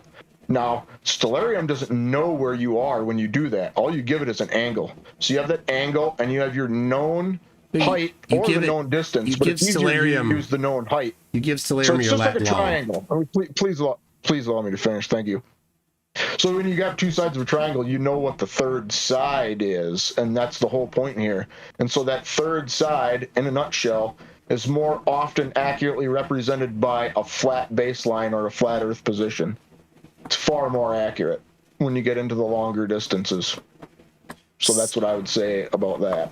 All right, so you're still using the globe to get all these things, but if you're forming a triangle, then you are asserting that the star is at a certain elevation above the surface of the flat Earth, right? I'm sorry, would you run that by me again? When you form a triangle, you are making concrete the elevation of the star above flat Earth. What is that elevation? Well, because you're using its apparent angle and that occlusion timing, that's all that really matters. Yeah, but It's like when you talk about turning refraction off, you're moving, that's not where you're seeing the star. Where you're seeing the star in reality is what happens when you turn refraction off in stellarium. But you've said, I just want to repeat this because you didn't answer. You've said that it forms a triangle. You are at one point of the triangle, right? There, and what are the two other points of that triangle?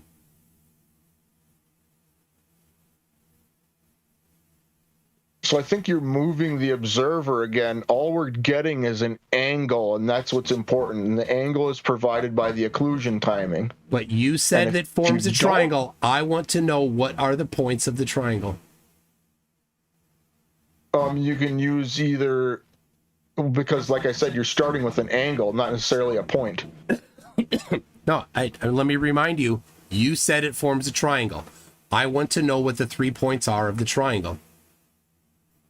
Well, the first one is the angle to the star, and then you can either use the known elevation of the peak of the mountain you're using, or you can use the distance between the mountain and your position. I don't think you know what points of a triangle mean. I keep asking, what are the 3 points of the triangle? And you still are unable to answer, what are the 3 points of the triangle?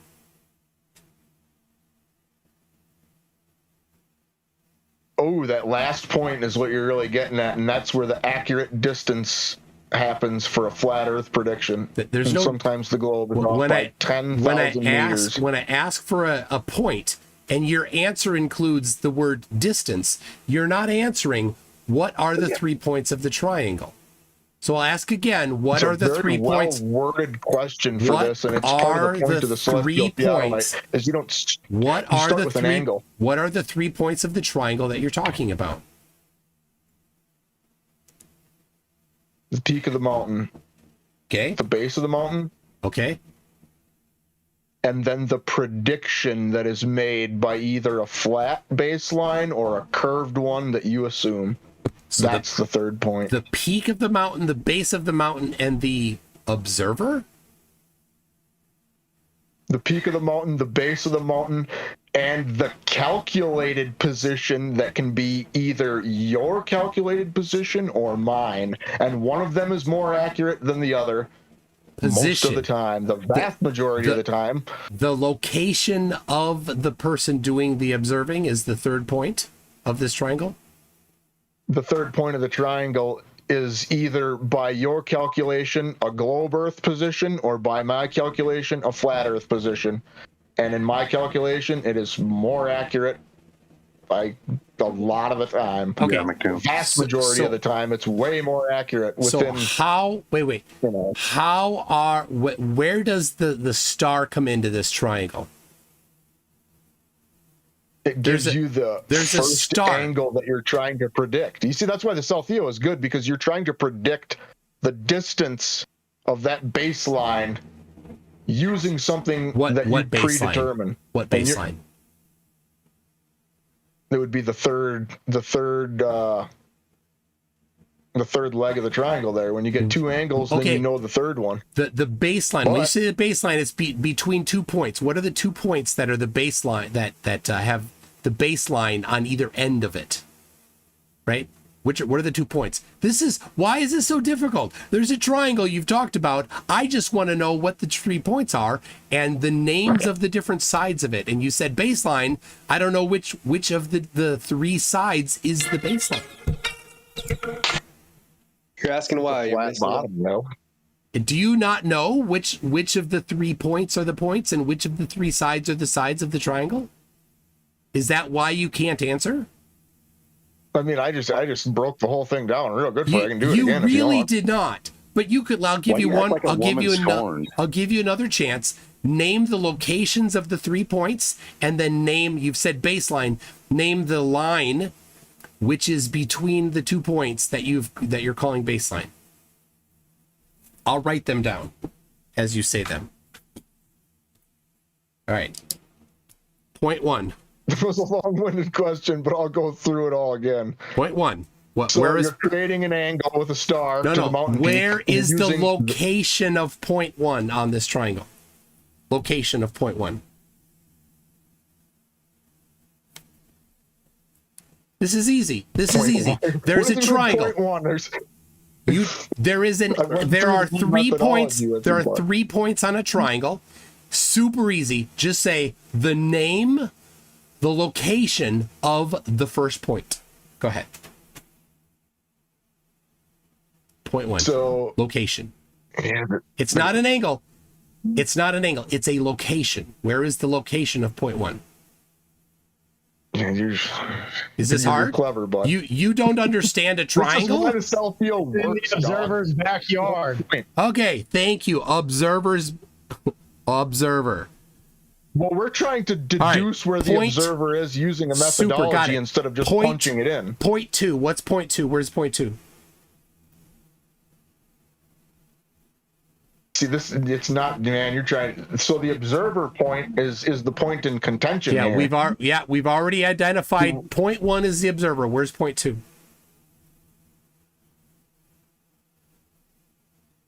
It's not a trick question. They don't need to be fudged. It is not a trick question, and there's no fudging for you to just say on this triangle you're talking about where point 2 is.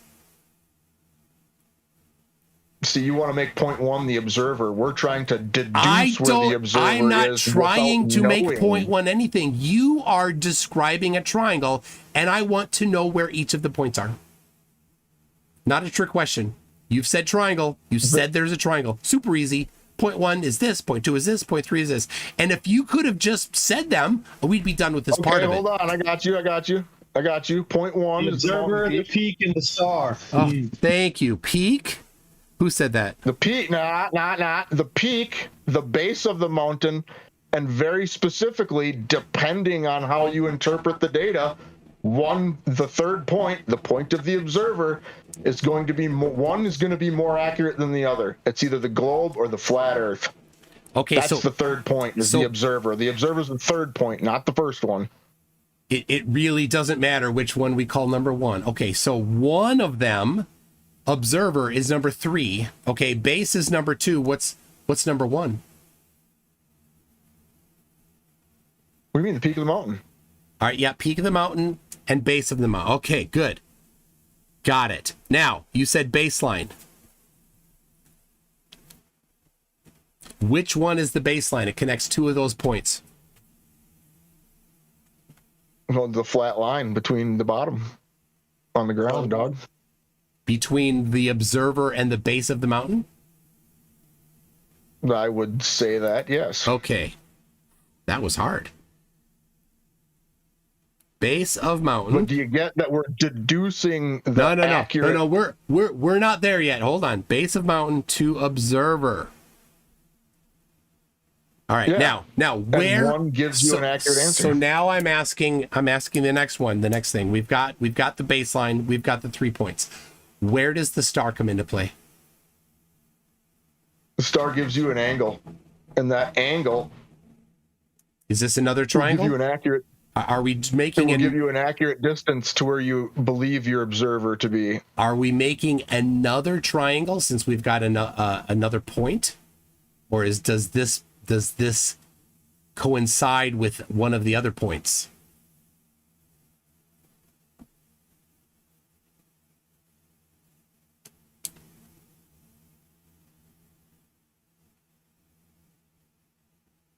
I guess I don't really understand your question. I'm trying to. What? Well, I mean, you got 3 angles. You got, your angle to the star there. Yep. No. Hold on. We don't have the angle to the star in the triangle. The triangle contains the observer, the base of the mountain, and the peak of the mountain. Not the star yet. So where does the star come into play?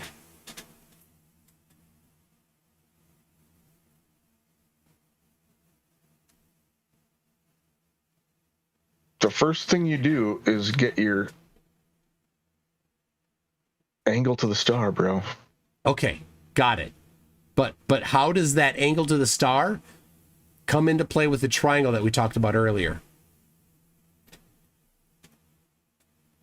So this is important.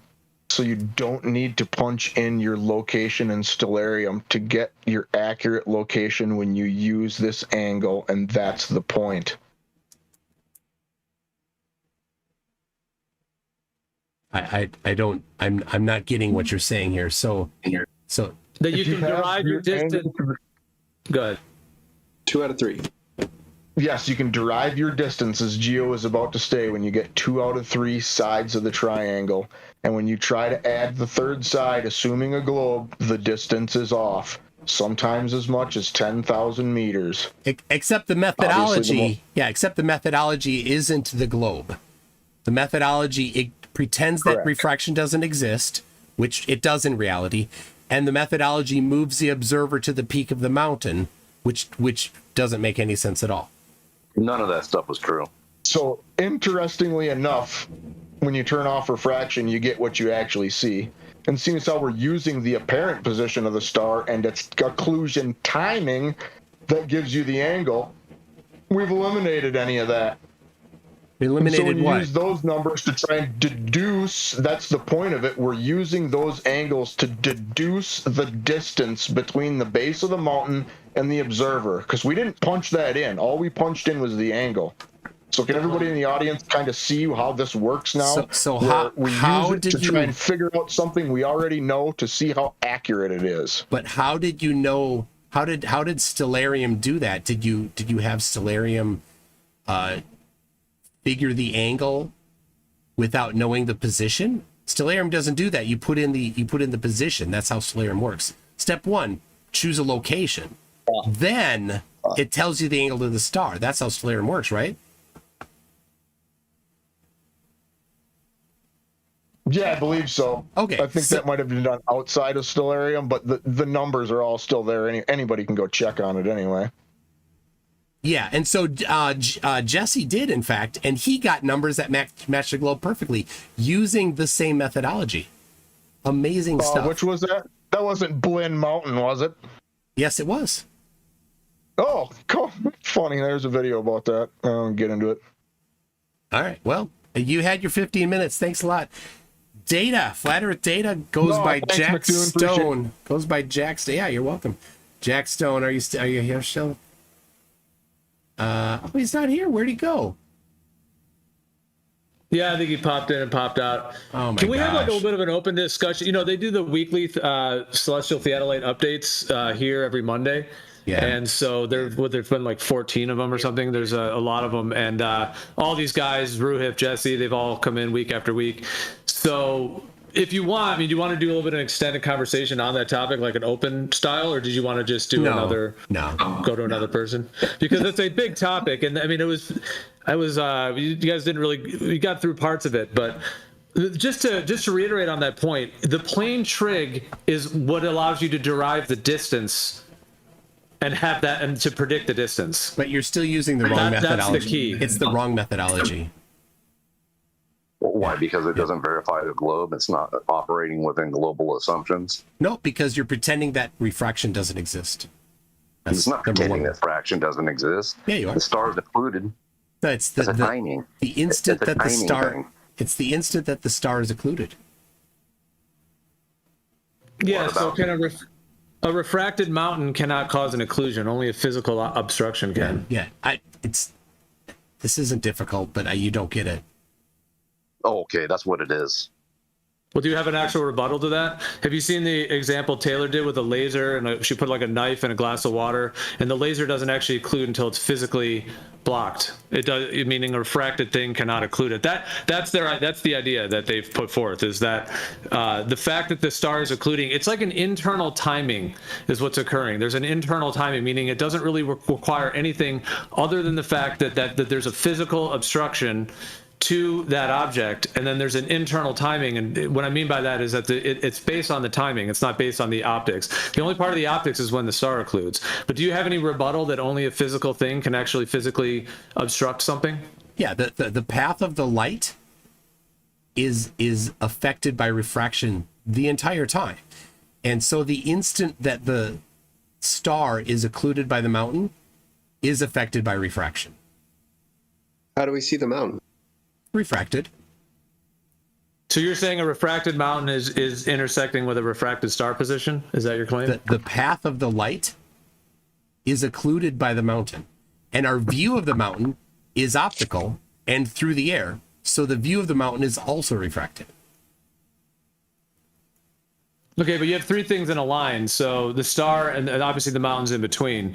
So even if you're saying the path, like after the star and the mountain do their thing, then it's refracted from the mountain to your eyeballs, if that's what you're saying. Of course. But how would that affect the timing? How would it affect the timing? Because the path the light takes is refracted the entire way. It's always refracted. And so the path from the light to the mountain is refracted. And then the path from the edge of the mountain where it's occluded to your observer is refracted. And okay, so so pretending that refraction isn't happening is just dishonest. It's a straw man. Nobody's pretending that refraction's not happening. Yeah, It's a As soon as you turn off refraction, you're pretending that there's no refraction. I get that you need to do that, right? Because it's a desperation straw grasp, but fine. Do that. Do the straw grasp. That's not how the observation works at all, MCToon. You sound like a clown.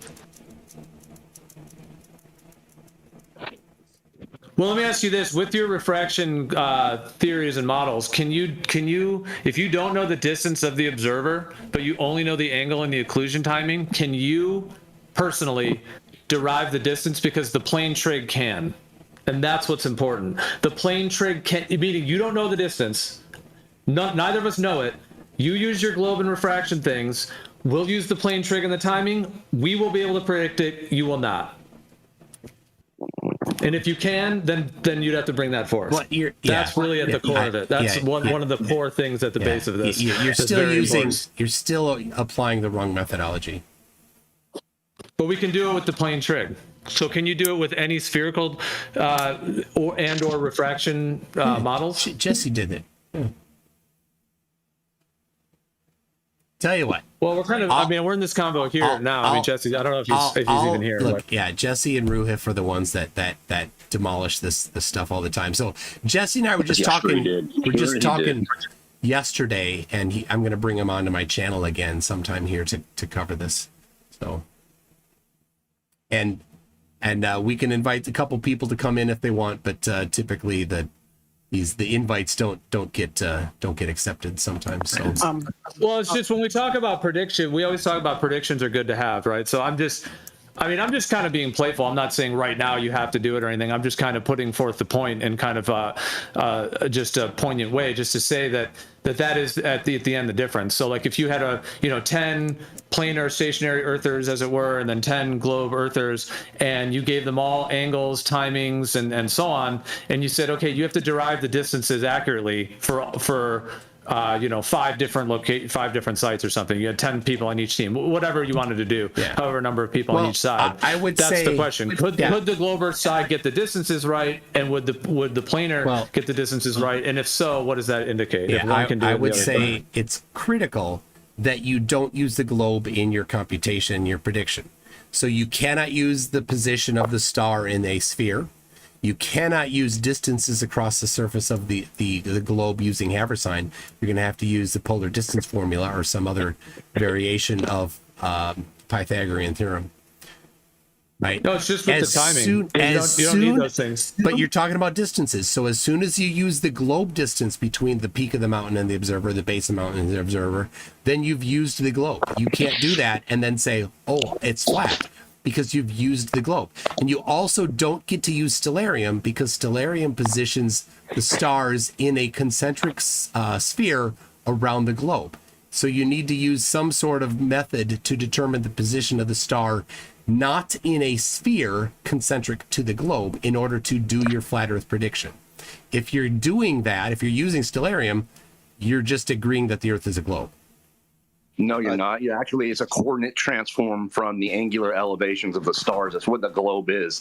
So to claim some sort of exclusivity that the globe has the graticule wrapped up in its corner is a bunch of bullcrap, man. You know that the transform is a coordinate transformation and that it's kinematically equivalent.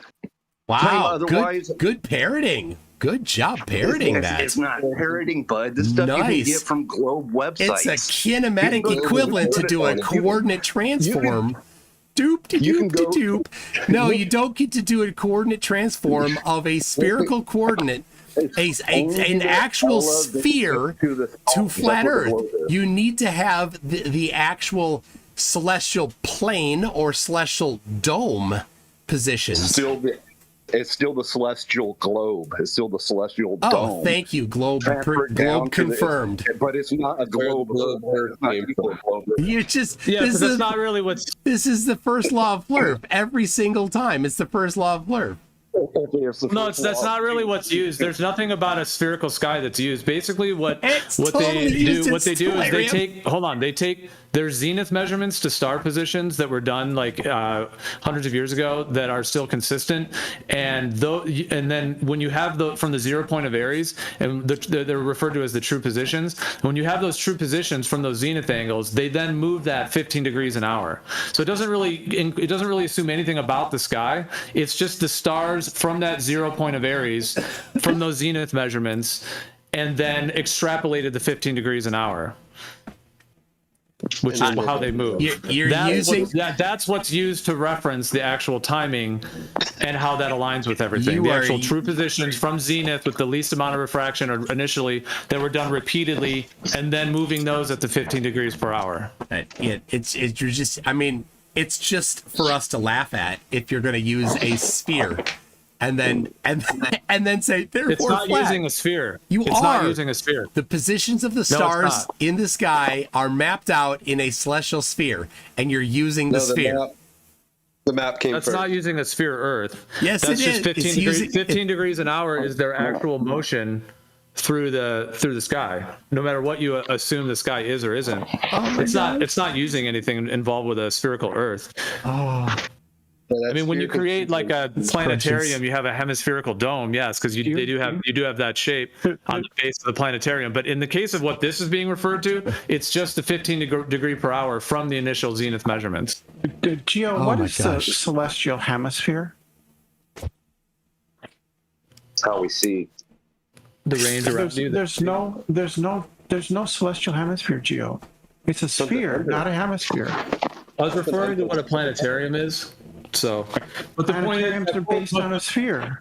Yeah, but the point is that for the celestial theodolite, you don't need any prefixes of a globe whatsoever. You don't ever need to be told the globe. You don't need to be given any globe coordinates or globe data at all. Position of the stars in a sphere, concentric to the globe.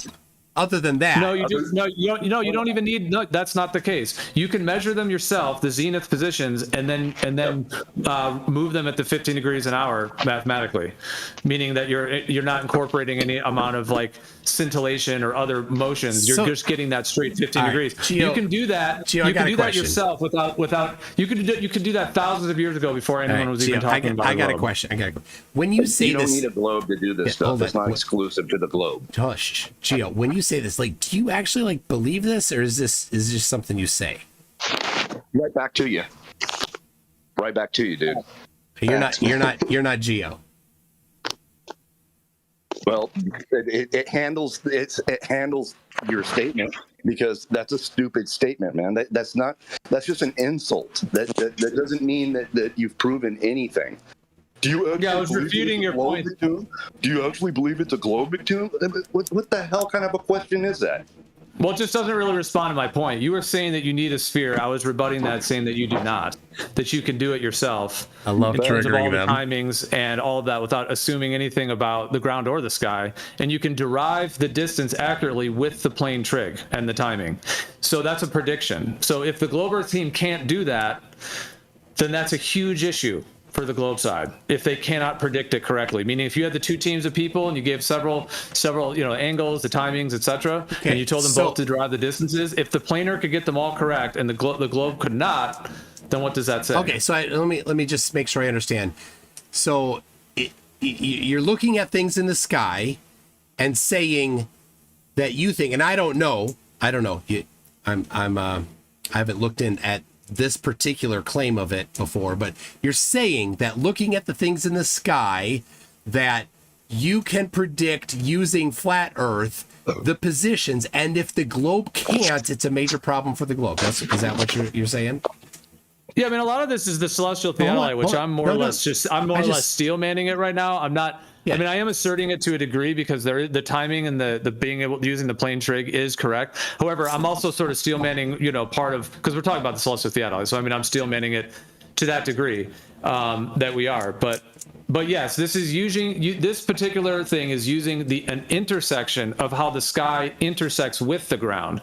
So it's not just using the sky; it's specifically how, because we know that everything moves 50 degrees an hour because you can watch the sky move every day and you can track it. But Gio, hold on, Gio. The fact that the sky is broken up into sections. Gio, so once you get your initial zenith positions.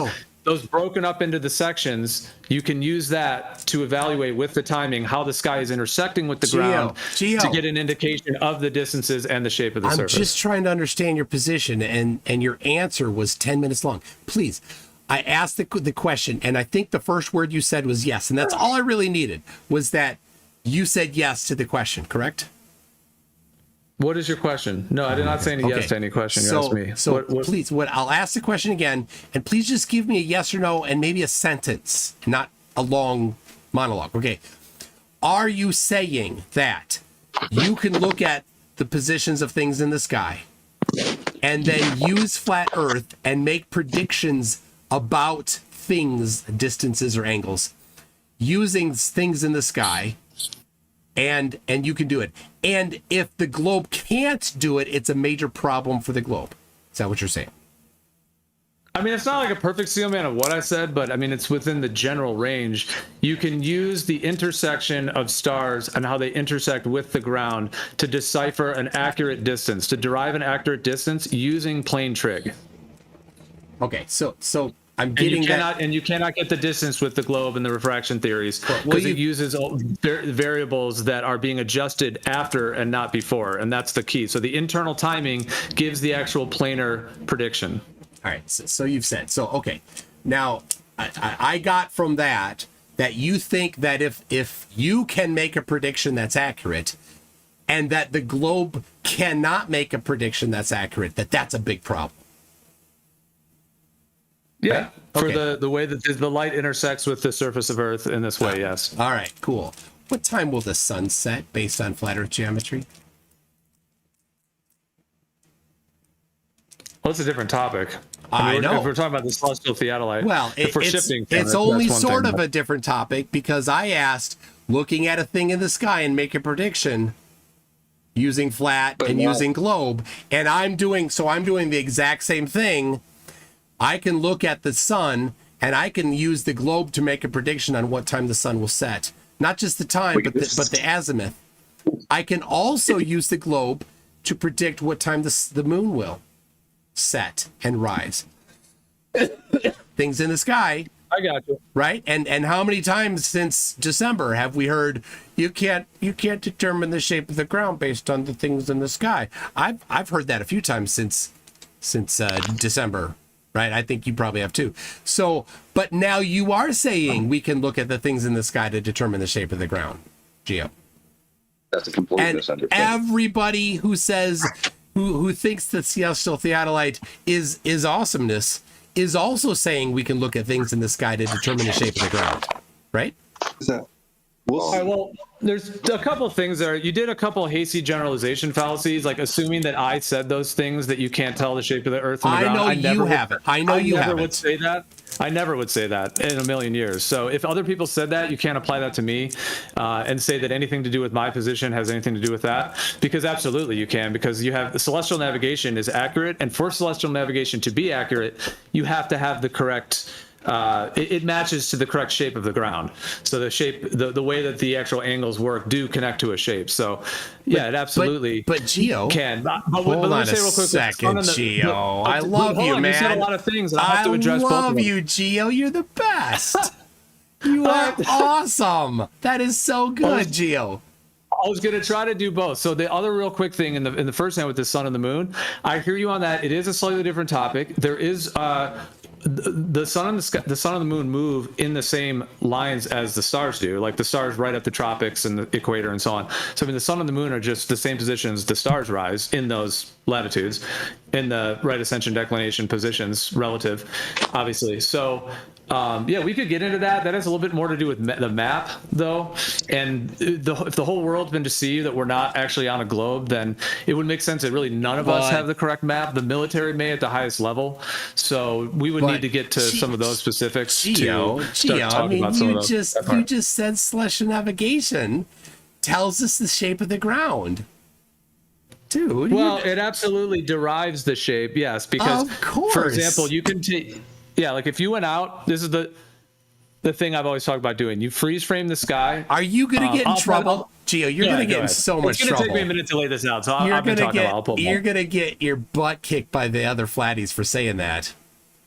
You know that. Well, let me tell you why. And I'll be brief. So no, if you freeze frame the sky at a particular time at night, 2:30 at night, you freeze frame it. If you adjust your time by 4 minutes every night, you can get the same freeze frame of the sky, the same positions of all the stars. And if you start taking angles to them and drawing circles of equal altitude, all of those circles of equal altitude will either be coplanar or they will be fitting to a spherical surface. So that is why the stars and their angles absolutely do define the ground, because all those circles of equal altitude and all of those angles will either correlate with coplanar circles of equal altitude or ones that are on a sphere. Oh man, I love you. You're the best. And that will define. And the fact that celestial navigation works means that it does have to navigate you on the shape of the ground with the correct distances accurately. You're the best, man. Yeah, doesn't mean that it's a globe. No, Gio just said it. It determines the shape of the ground. You just completely demonstrated your lack of understanding of what Gio just said, bro. You can derive it. It doesn't determine it. You can derive it from the angles. Yes, you can derive it. Yep, got it. Awesome. Of course. I mean, why? Somebody to say otherwise, they would have to say the sky and the ground are not connected or something else is going on. Because if you have a bunch of lights in your ceiling and you want to know the shape of your floor, you can take many angles to those lights and draw the circles of equal altitude. And then once you overlap, hundreds of them, I kind of think of the game like Minesweeper, where you're kind of open. It's like if you have hundreds of these circles of equal altitude over great distance, then yeah, the shape can be directly derived from that. But has that ever been done, what I'm describing in modern times, to show it? Because if you could do it and show it, or anyone, it just hasn't been done yet, I just described. But it has been done. They did. Yeah. Not to the level I just shared. I mean, they transferred everything over from celestial navigation into the whole GPS system. And if you use celestial navigation now with the globe assumptions, it's actually not as accurate as it should be. As what? As it would be if you triangulated, did it yourself, and did not use the Haversine and all of the globe assumptions. You can get directly to the point using the correct. Well, let's see it. Yeah, that one. I mean, there's all these things that need to be done. That one is. Wait. You said it can. You said it can be done. I want to see it. As somebody's done this. I know, right? But dude, that's going to take a very highly refined team and about 6 months and a couple million to finish. So complete it's not been done. You just said it could. You just said it, but it's not been done. You've not done it. You can't point us to somebody that's done it. I haven't seen it either way. Aw. Well, I guess what I was really relating that to is if you did what I did, Gio. If you did what I said and you did the GP circles of equal altitude, and as you're doing that, you make a map. You could have that map on a flat table, as it were. You could get all your GPs and put that on a map. And then if you were then going to navigate with your own map, you could get right to like within 10 feet of your location. And what I'm saying with celestial navigation over long distance using the globe assumption, they're usually not that accurate, meaning there's anywhere from 1 to 10 or even more miles off from actually getting to the pinpoint location. That's why you have to keep readjusting and recalculating with Haversine. But in order to modify it for the globe. But theory. that's not. But that's not correct. Hold on. Yeah, that's 10 grand. Yeah, 10 grand. Toon. 10 grand. He can get it. Well, no one cares about that. It's going to cost millions to get the whole team together. You have to pay people a full-time salary for 6 months type thing. It's going to cost a lot of money. 10 grand is not even. I just said that like Donald Trump. A lot of money. It's going to cost a lot of money, and 10 grand is irrelevant to this. So, but Gio, you said it as if it was the case because you knew from knowledge. but you're just conjecturing here. Well, I mean, I have not done what we're just describing. I was saying that you can derive the shape from it. I personally, because no one has. Like, if anyone has, please show the documentation of a whole team doing this. You know what I just described. Yep. So Okay, yeah, on. no one's done it yet. We're on the cusp of this whole thing. There's a very real unfolding process. So the full extent of what I said has not been done, but I'm laying out the principles to it and how it can derive the shape. Just from put that. it. Just put it in the chat there. MCToon.net/r. I've got a list there. Hold on. It's in the chat. Yeah, it's in the chat. So there's a bunch of them, and here's the really cool thing. The transcontinental triangulation and the American arc of the parallel is a primary triangulation across the United States. And so they used celestial navigation to get their positions, and they were not 10 miles off. They were extremely precise to get their positions using theodolites, not sextants, to get the positions of different points across the triangle. They didn't do every single point. They did certain ones, and they're much more than 10 miles accurate. They're accurate to a very precise amount. And this is what's so cool. I have an app on my phone called let me see, Benchmark Hunter. Benchmark Hunter. So you run this app, Benchmark Hunter, and then you can find these benchmarks all over the place, all over the United States, wherever you go. I do it. My wife and kids are actually like, they find it kind of fun now. So here's my phone doing it. So we'll go when we're on vacation or on a trip. I'll pop that out. I'll look and say, oh, look, there's a benchmark a block and a half over this direction. We'll walk over to this benchmark. I'll take a picture. I'll get my wife's phone, fire up the compass app, which gives the latitude, longitude. And I'll put it right next to the benchmark. And then I'll take a picture of it with my phone. Or I'll just take a picture because it puts the latitude, longitude in the EXIF data. And then I'll pull up the position of the benchmark from the whatever survey it was, from sometimes the 20s, sometimes earlier than that, and the specific position will be dead on.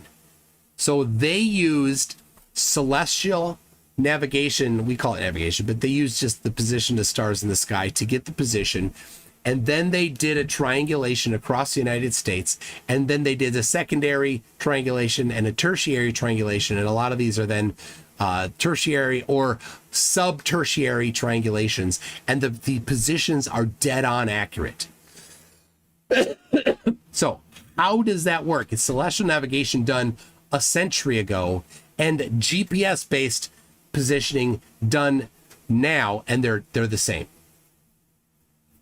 Okay, so I have my response. I even took notes. I'll try to keep it as brief as I can, but can I respond to all three of those things? All right.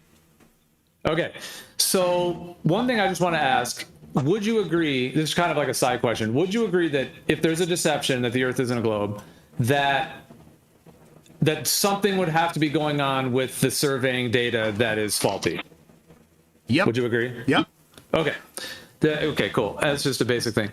And then one thing I was going to say that you mentioned there, because these are all big things to unpack, because you know, but I wanted to just say that does depend on what, the positions of the stars, and then we can get into that, because I think that is like where like the deflection of the vertical, and where they get into how that is calculated, into how that relates to how they use that data to derive the spherical angles and the positions of the stars. And that's kind of more to unpack, but that is kind of where we would have to go if we want to go deeper on that. And then lastly, I just wanted to say just about the triangles, because you're talking about them here with this, the reference you mentioned.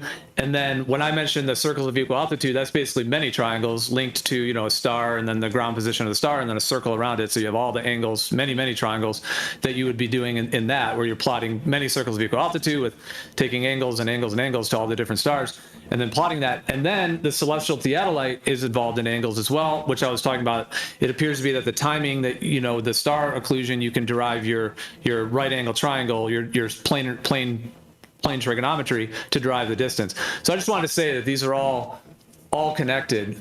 So I guess like the one that you referenced, I think we'd have to see if you want to go more into that, but I just wanted to link it back that the triangles tell everything, you know. So some of these things we're saying that, especially the one I just mentioned, can be replicated. And so if the Earth was a sphere, that's something that a team could do and actually show that once and for all. That would be impressive if that was actually shown. Yeah, I posted it in the chat. MCToon.net/r.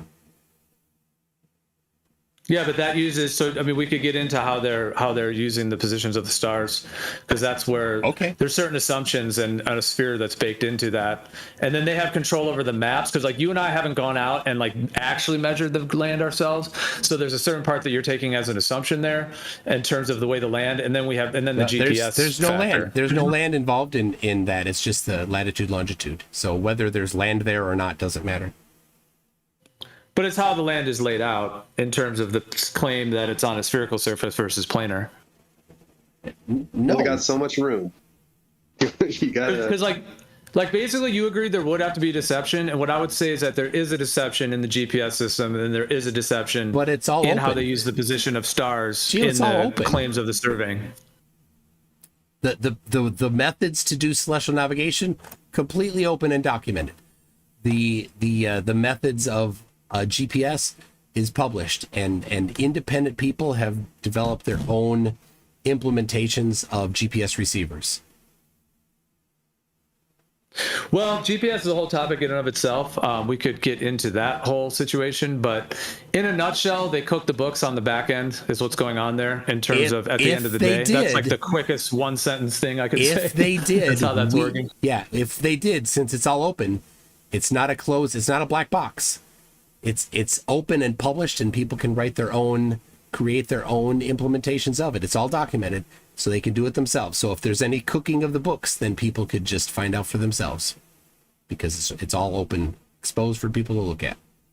So you can't say it's cooking of the books on something that's published and open without actually being able to point to where it was cooked.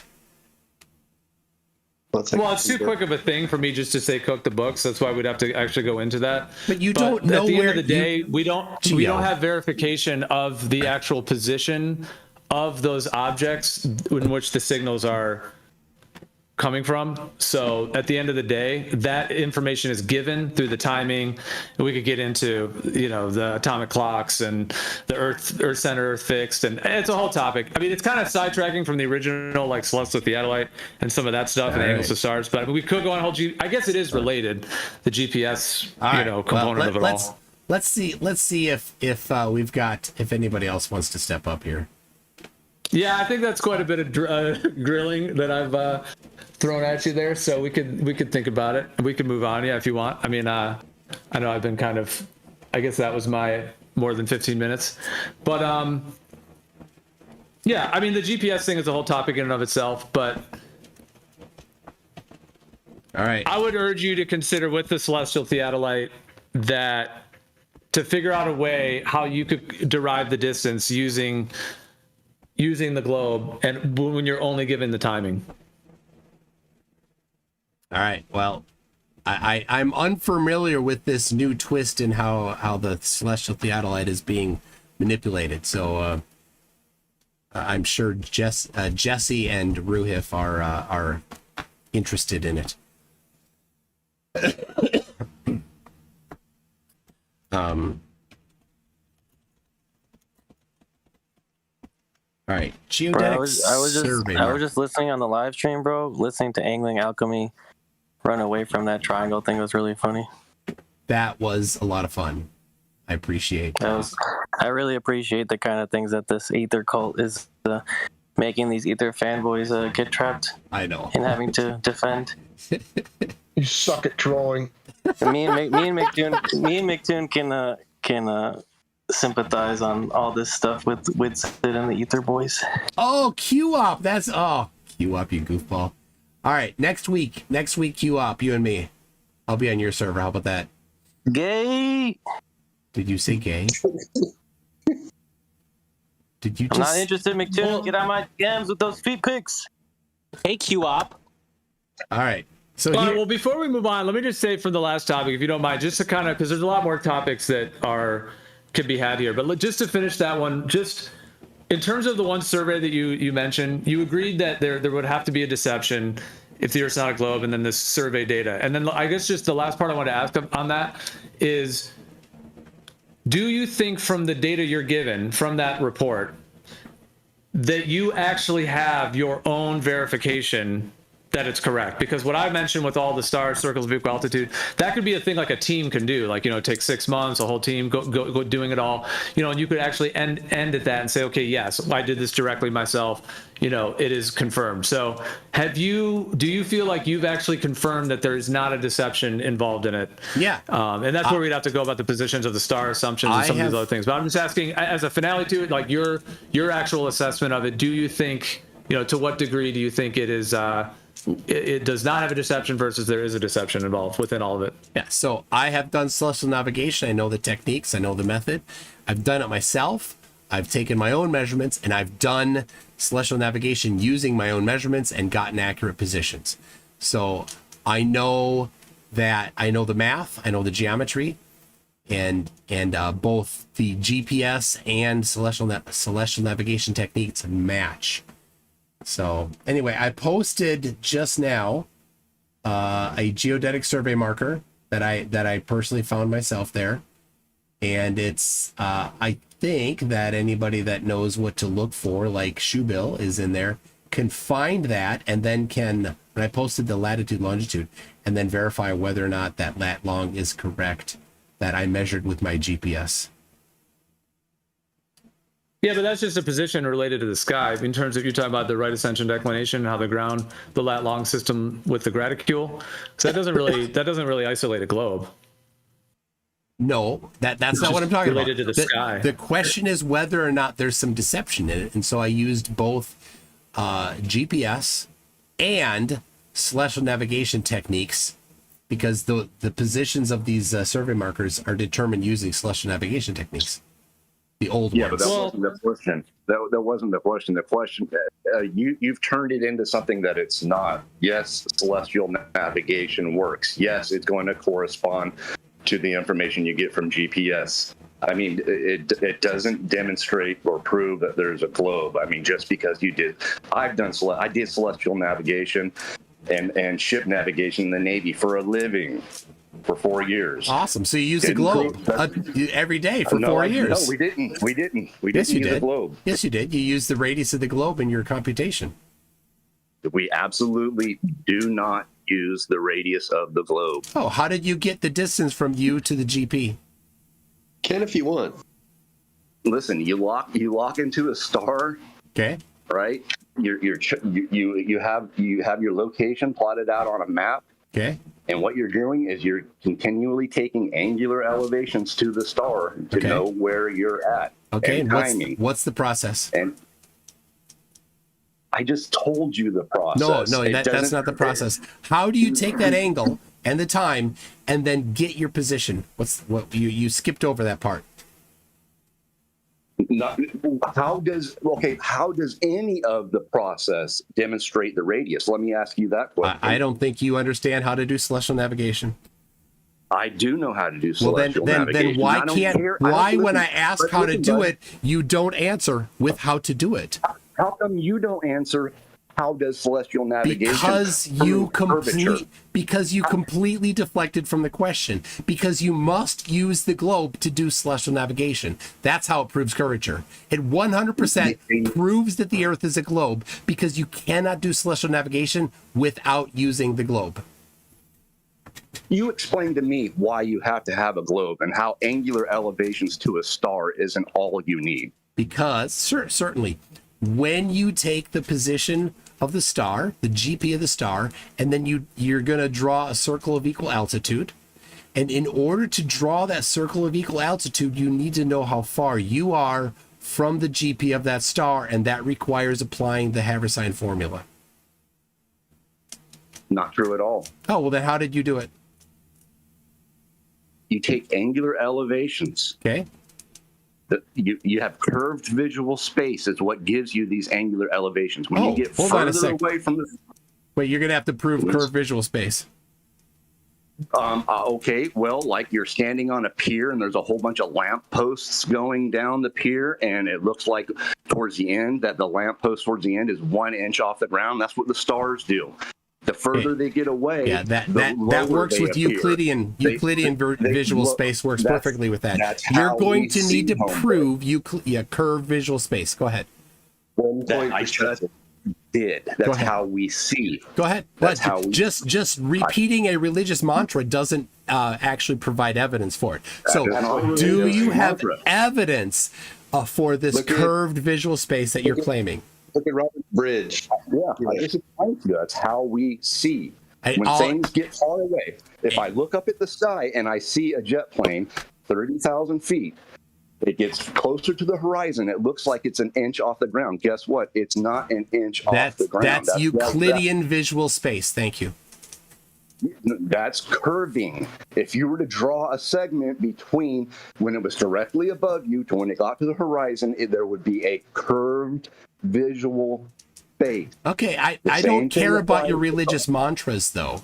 Can you actually provide evidence for it instead of just repeating a mantra? So you've said that you religiously believe in curved visual space, and then when I ask you for evidence for it, you just go back to saying your mantra again. Can you actually provide evidence that visual space is curved instead of Euclidean? I gave you an example. And so you're saying that I'm repeating religious mantras and not giving you an example when I gave you an example is complete obfuscation. What example did you give, and what measurements did you include in that? How many points are you taking? How many points do you take? And is it? Well, here, can I hold on? 24. Let me just say that. Let me jump in real quick. Here, let me post this one thing. If you can look in chat right now, this is this kind of. It's kind of cool. It's like this old from an old book actually. It says the eye formed in the atmospheric tent. I just wanted to. It calls it an atmospheric tent, and it does give a little phrase at the bottom there, like where he moves, the tent moves to. It gives you a different view. But if you have like an object, let's say they are coplanar for the moment. Let's say the stars are coplanar.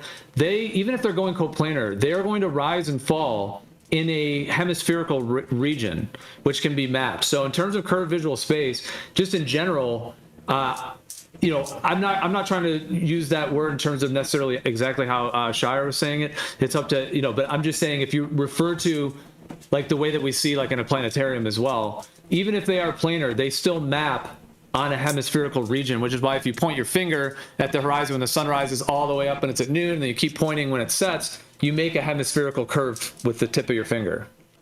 All right, so that's still Euclidean. That's how perspective works. That's all Euclidean still, not curved visual space. So awesome.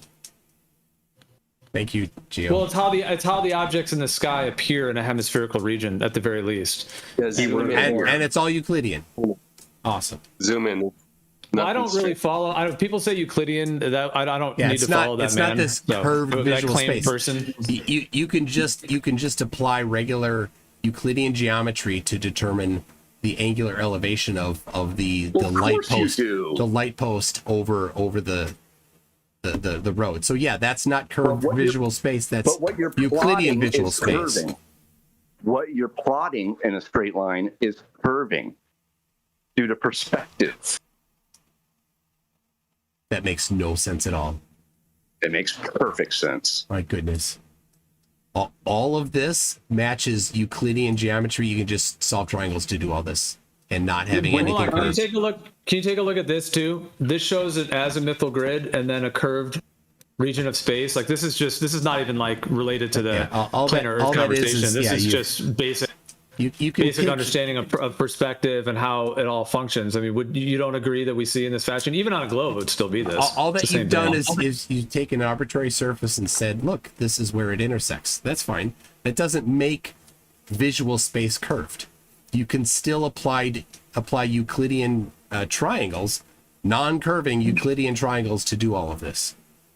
Your conclusion is my premise. You've demonstrated nothing. That's exactly what we're using.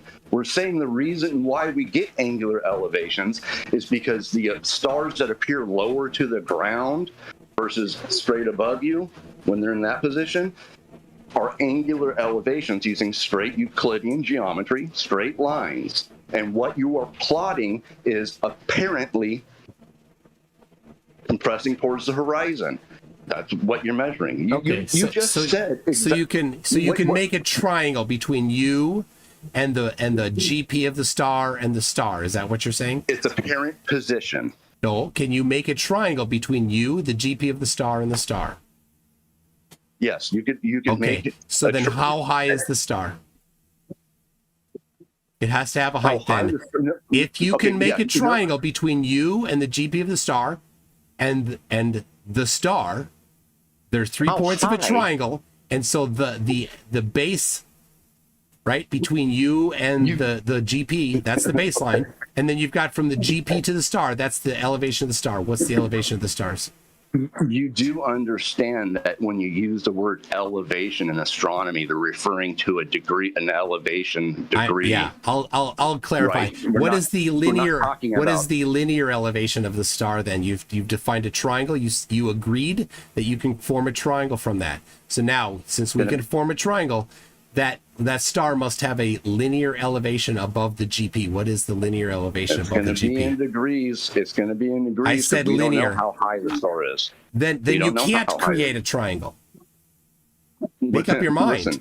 Make up your mind. Can you or can you not create a triangle? We actually can using the celestial theodolite. Now you can make a triangle. Okay, so how high is the star? What the hell are you doing?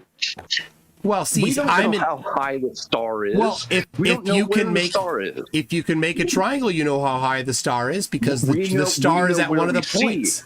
The star is at one of the points of the triangle. So, how high is the star linearly? Nobody knows how high the stars are, This is MCToon. basic geometry. Then you can't create a triangle. Is that what you're saying? What do you want me to say? They're millions of light years away? No, I want you to actually apply geometry and tell me how high the stars are above flat Earth.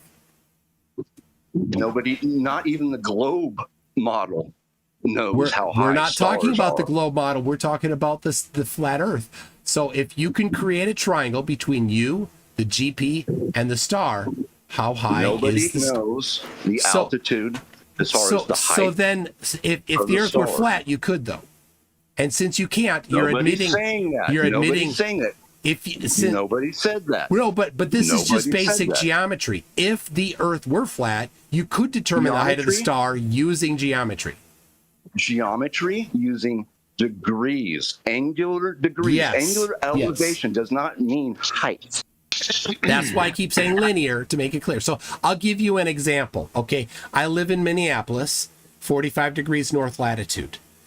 The angular elevation of Polaris is about 45 degrees, and the linear distance from Minneapolis to the North Pole is 5,000 kilometers or 3,000, just over 3,000 miles. So what is, using that triangle from me to the GP of Polaris, which is 5,000 kilometers, and a 45 degree angle, what's the height of Polaris over flat Earth? Again, nobody knows, globe or flat Earth, the height as far as where a star physically is. Oh, okay. Well, if the Earth were flat, you could. So thank you. Earth not flat. No, you couldn't. Earth No, not. you couldn't. Therefore, Earth not flat. See how that works? You have to know the distance to the star. You can only calculate it. Yeah, you couldn't physically, unless you could go to the have to star know to how validate. stupid you sound, MCToon. Come on. I'm applying geometry to your claims. That's what I'm doing. And yes, it is stupid to apply geometry to flat Earth claims because it makes it obvious. Through your head. It makes it so obvious that flat Earth can't work. If you can't tell me the elevation of the stars above flat Earth, it's obvious why. Because the Earth is not flat. No, it's because they're an apparent position. Why are they in it? Why should I believe you with your religious claim that they're in a apparent position instead of an actual position? What religious? What is the actual height? Yeah, what is the actual height? What's the difference between the two? What is the actual height? That's a great question. Talking about points. Above flat Earth, what is the actual you can't height? see forever. You're not seeing forever. But I see the when you see star. those stars. I see the star, so I certainly can see. However far how do away you the get- star is, I can see that far. So, How do you get the distance? Who got the distance? Well, can I just say that over the flat height- Earth? can I just say over that the- flat Earth, you can I just compute say the that- distance. It's right? It's a triangle. We just How figure it out. How far do you treat it away?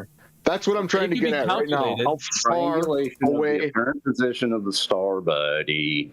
You can't see how Does somebody far with it is. the high school education have to point out to you guys that Toon just laid out a right triangle? High school. He literally on paper just laid out a 45-degree right triangle, and you know the base distance. Therefore, can we calculate the other leg? Hey, what's an angle? No, I think I've said that like 5 times. If the Earth was flat, he just I doubt you even know what an angle is, bud. You would have to prove that they're not in apparent position. You'd have to prove that they're. You'd have to prove your claim, your religious claim of they're only apparent. No, your religious claim. The burden's on you. They're already in an apparent position on the globe. Stars are refracted up from their geometric position. All right. So your stars are in an apparent position on your globe already. How remedial. All right. Yeah, I would say it can be calculated. I said that I think 5 times. I don't know if you guys heard me. Yes, it can be calculated, but it cannot be physically confirmed because unless you could go to the star, which. Oh my God. If I calculate something, do I know it? Yeah, that's a good one. Exactly. Now, yeah, because Gio, it doesn't appear where it should on your I got a globe. question for you, go Gio. ahead and say, oh, well, therefore it would have to be refracted this much. Gio, hold on, how much refraction you need in order for it to fit your globe model. That's what the deflection, exactly. That's what the deflection of the vertical is. I mentioned earlier on how they take star positions. They use the deflection of the vertical to assume the curvature of sky, therefore curvature of globe. That's They say that the Gio, I have rate a of the question. sidereal rotation slows down as it approaches the marine layer, so the rate of drop changes, which is exactly what happens with perspective. The closer you get to the vantage point, yes, the rate of angular size change, but it doesn't match, changes over distance. But it doesn't match it's perspective. Literally the same exact property. Gio, I got to back up to Pretend like something you don't here. Understand this. I got to back up to something here. Hold on. All right, Gio, you got to take control here. Gio, we gotta go one at a time. One at a time. This isn't I wasn't working. done. He's just talking through me because I wasn't done. Yeah, because you're not the one on stage right now. Gio, can we do a stage or it's been 2 hours? Yeah, I want to shift to a stage if you want. I know. If you want to. I'm gonna have to wrap it up here. Gio, here. You're talking about calculations, and you can only calculate if you go there, right? So hold on a second. You have a car. Your car has a speedometer. It has an odometer. The odometer basically measures how many times your wheel goes around, and it knows the circumference of your tire. And so it's doing calculations to determine how to update your odometer. So you can say it's just a calculation, but we also say it's a measurement because pretty much, except for the very most basic measurements, every single measurement that we've ever done has some calculation in it. Even to build a ruler requires calculation because you can put a mark for 1 inch, but as soon as you put a mark at inch number 2, you've done math. You've added 1 + 1. So there's always computation when we're doing measurements. So to nitpick and say, well, you did it, you solved a triangle, therefore it's not a measurement. It's a measurement as much as your odometer is measuring how far your car is moving. I got you. Yeah. That's all fine. Yeah. I'm just saying it can be calculated, just can't be physically confirmed. So whatever degree, I mean, a light in the sky that we can't physically tangibly touch or get close enough to do anything further, that's as far as we can go with it. And all we can do is take angles and view it basically as a viewable object. And what Electric was pointing out is like a major component of how the assumed refraction and the change of the position of stars. That's why in the celestial theodolite, when they use the positions based from a zenith from 0 degrees of Aries and then move them 15 degrees an hour, is using like it's like a measuring stick basically. It's like a ruler at that point, and then that's different than what the globe folks do in general, which is that they use a refracted value to offset the stars, which is the deflection of the vertical, which then makes the stars have a different relationship to the ground, which they then use the curvature of the ground to account for the model that they use in place of that and how they incorporate that in. I just say the speedometer is the only one that uses the diameter of the wheel, not the odometer. Well, what does Hey, what does you're the not supposed to odometer mention use? that. I mean, Changing the tire size. I mean, we could keep on this topic. We've been on it for a minute. Triangles and stars of the sky. I mean, if you want, I'm just kind of thinking if someone else wants to do a one-on-one, we could shift it up a bit. Right now, it's just kind of been open. We've all been jumping in. Yeah. So it's up to you. What you want to do. Well, minutes, Joe. Can I have 2 minutes? Yes. You want to go? Yeah. All right. Yeah. Have you spoken to Kazra, Michael? I think so. All right. I'll start yes. it. I'll start a timer, and then and I'll see how it is. Basically, I think that. Yeah, I spoke with MCToon. I think it was 1 year ago in Clubhouse. We had a conversation anyway. But here's the thing. I think that MCToon is talking correctly here. Like a flat earther is able to use trigonometry to find the distance of the sum of the stars that he has. Now, apart from the apparent position, all those theories, it's correct that you can use trigonometry to find, for example, the height of the Polaris. And the point that MCToon was saying here was correct. Like, you can draw a right triangle, you can draw that triangle, and you can find one of the leg of the other triangle. So, for example, if you know your distance to Polaris, let's say from equator to North Pole, and by knowing your angular height and by having that right triangle, you can calculate the other leg of the triangle, which is going to be the height of the Polaris. Now, this is interesting, MCToon. If you do that, and I know that you probably have done that, and probably you were expecting that some of us would have tell you that what would be the answer, but the answer is going to be about 10,000 kilometers. If I tell you that if I tell you that in the flat Earth cosmology, if I tell you that the height of the Polaris, it would be the same distance from Polaris to the equator in this triangle. You have two sides that are equal. Basically, it's a right triangle with two sides that are equal. Now, if we assume that, if you draw this triangle, the height of the Polaris would be exactly the same distance from the North Pole to the equator. And and I agree that on the flat Earth, we do have that, and this is when we can calculate that. And it's going to be roughly 10,000 kilometers of the height of the Polaris. So the height of the Polaris, assume is 10,000 kilometers above the pole, and assume the other side from pole to equator, that's another 10,000 kilometers. So you're going to have the hypotenuse from the observer to the Polaris. And so basically you have the three legs, you have your right triangle, and everything is correct. So that's all it is. Yes, on a flat Earth model, we can assume that the Polaris is about 10,000 kilometers above the ground. And here's another proof. If you go under the North Pole, exactly under Polaris. Talk to that one. Yeah, I'm just finished. If you go under Polaris is going to be 90 degrees. To move toward the equator, you're going to see the Polaris is going to dropping. And you know that once you move about 10,000 kilometers from North Pole to any side, let's say to the equator, you're going to see that the Polaris is going to touch the horizon. So this will automatically tell you that the other leg of the triangle has to be exactly the same distance that you walked.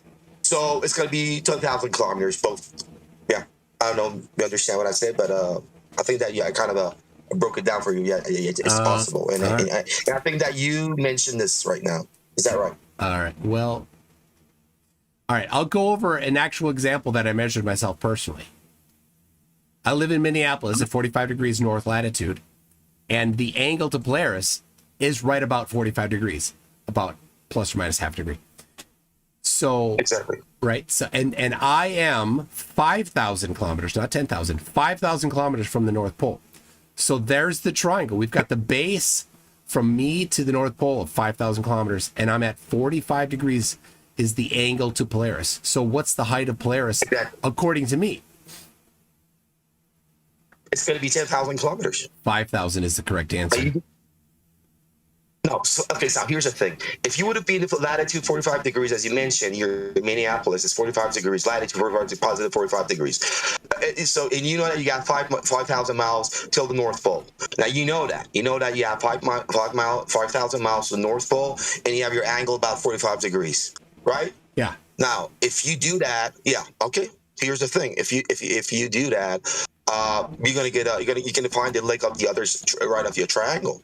Yes, you can do that. Yeah. So what's wrong with that? I don't understand. We flat earthers, we're able to do that. And you know that because we're dealing with a flat Euclidean surface and we can use trigonometry.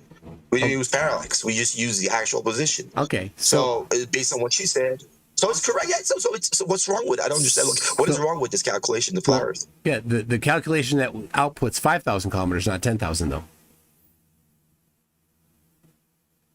And, if you replicate that from other latitudes, that from other latitudes, you get different distances. Exactly. So here's the point. When you're in the North Pole, exactly on the North Pole, positive 90 degrees, you know that it's exactly the Polaris is exactly right above you. So when you move about 10,000 kilometers away from that point, the Polaris is going to touch the horizon. So this is your triangle. You can, and as I said, on the equator, it's almost at the horizon. So your distance to the pole to the equator is about 10,000 kilometers, and you almost have a very, very narrow angle, right? A very, very narrow angle, basically over there. And if you do that, the other height will be about 10,000 kilometers. No, it won't. It would be 10,000 kilometers. Yeah. At the equator. Since Polaris hits the horizon, of course, you've got an angle of 0, and it's 10,000 kilometers from the equator to the North Pole, and your angle is 0. Exactly. So or let's say it approaches 0. Let's say it approaches 0. So now your elevation is almost 0 kilometers. It's not 10,000. It approaches 0 kilometers, and when you go farther south. And then when you go farther south, now you've got a negative elevation. This doesn't work. Listen, Mr. MCToon, listen. The opposite side in trigonometry is going to be tangent of your angular height multiplied to the base of your triangle. Do you agree with that part? So when your angular height is very, very close to the 0, your tangent 0 is going to be your tangent. Let's say your angle is x. X is very close to the 0. So tangent x is going to be very, very close to 1. It's going to be very, very close to like 1. Now, if you multiply the base to the tangent, you're gonna get about this. Like you're gonna get about the same distance. It's gonna be the same number. It's gonna be the same number. So 10,000 kilometers is going to be the base. The height of this triangle is going to be 10,000 kilometers, or 10,000 miles. So you can assume that on a flat Earth model, you can draw your triangle between yourself on the equator, the other point on the pole, and the other point is going to be the Polaris. Now, if you draw this triangle, one of the legs, which is going to be the height of the triangle, is going to be exactly equal to the distance from pole to the equator. Now, if you assume that this is the case, everything will work perfectly fine. Perfectly. I'd love for high school math to correct Kazra. Oh my God! All right, if you wouldn't mind, Kazra. Yeah, Kazra. Stop! Can I just? No. Can I have like 10 seconds? No, stop. Or do you want to go? All right, you can go. All right. You don't get this. Go ahead. Kazra, what's the tangent of 0? 0. So that's not a 0. If you can see the star, it's not occluded. It's not 0. But it does go below the horizon part of the time, and it's above the horizon part of the time. But it approaches 0. So let's use what is approaching. What is it? What is the tangent of 0? 0. But it's fine. Let's not use that. Let's use a very, very small angle. 0.0001. Right? What's the tangent of 0.0001? Let's do Minneapolis. It's 45 degrees. What is the tangent of 45 degrees? It's 1. Right? It's 1.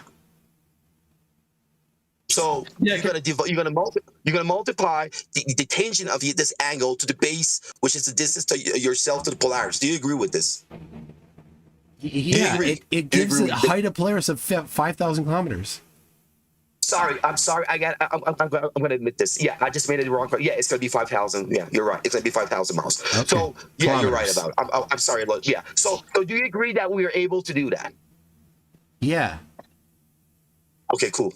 Yeah. Sorry about the 0 degree. Yeah, I was wrong. But yeah, you're right. Exactly. 45 degrees. Tangent of 45 degrees is going to be 1 multiplied by the base, 5,000 miles. You're going to get the 5,000 miles for the height. Yeah, exactly. No, that's not. No, that's not the case. Hold on. Why? Okay, go on. So if you have a 5,000, hold on. If you're at a 10,000 mile 10,000 kilometer, which is the 6210 number, by the way, in miles. But if you're at the 10,000 kilometers distance from equator to North Pole, and then from North Pole to Polaris, 10,000 kilometers, the distance between Polaris and your eyeball would be about 14,000 kilometers with that. Now if we go to 45 degrees and you're 5,000 kilometers, half the distance from Polaris, the height can still be 10,000 kilometers. And then the distance from your eye to Polaris from a 5,000 kilometer is 11,000 kilometer 7,071. I didn't understand. You're saying that you can still have a 10,000 kilometer height from his 5,000 kilometer distance. No, you can't.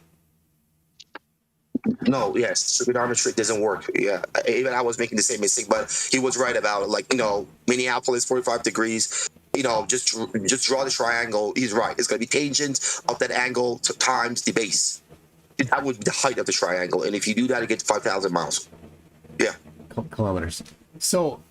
Yeah, sorry. Anyway, miles, kilometers doesn't matter. Yeah. So here's the point, MCToon. What is wrong with this? Do you agree that this is it's a cool thing that we flat earthers can do? Well, the problem is that every other latitude gives you a different elevation of Polaris.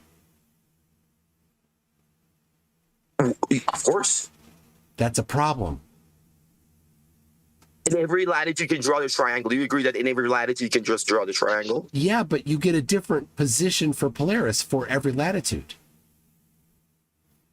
No, hold on. At the same time. That's what's hilarious about it. Don't you see the problem there? No. Do you agree that in every latitude, if I start from 0 latitude, 0 degree, I would get a very consistent answer? Do you agree with this?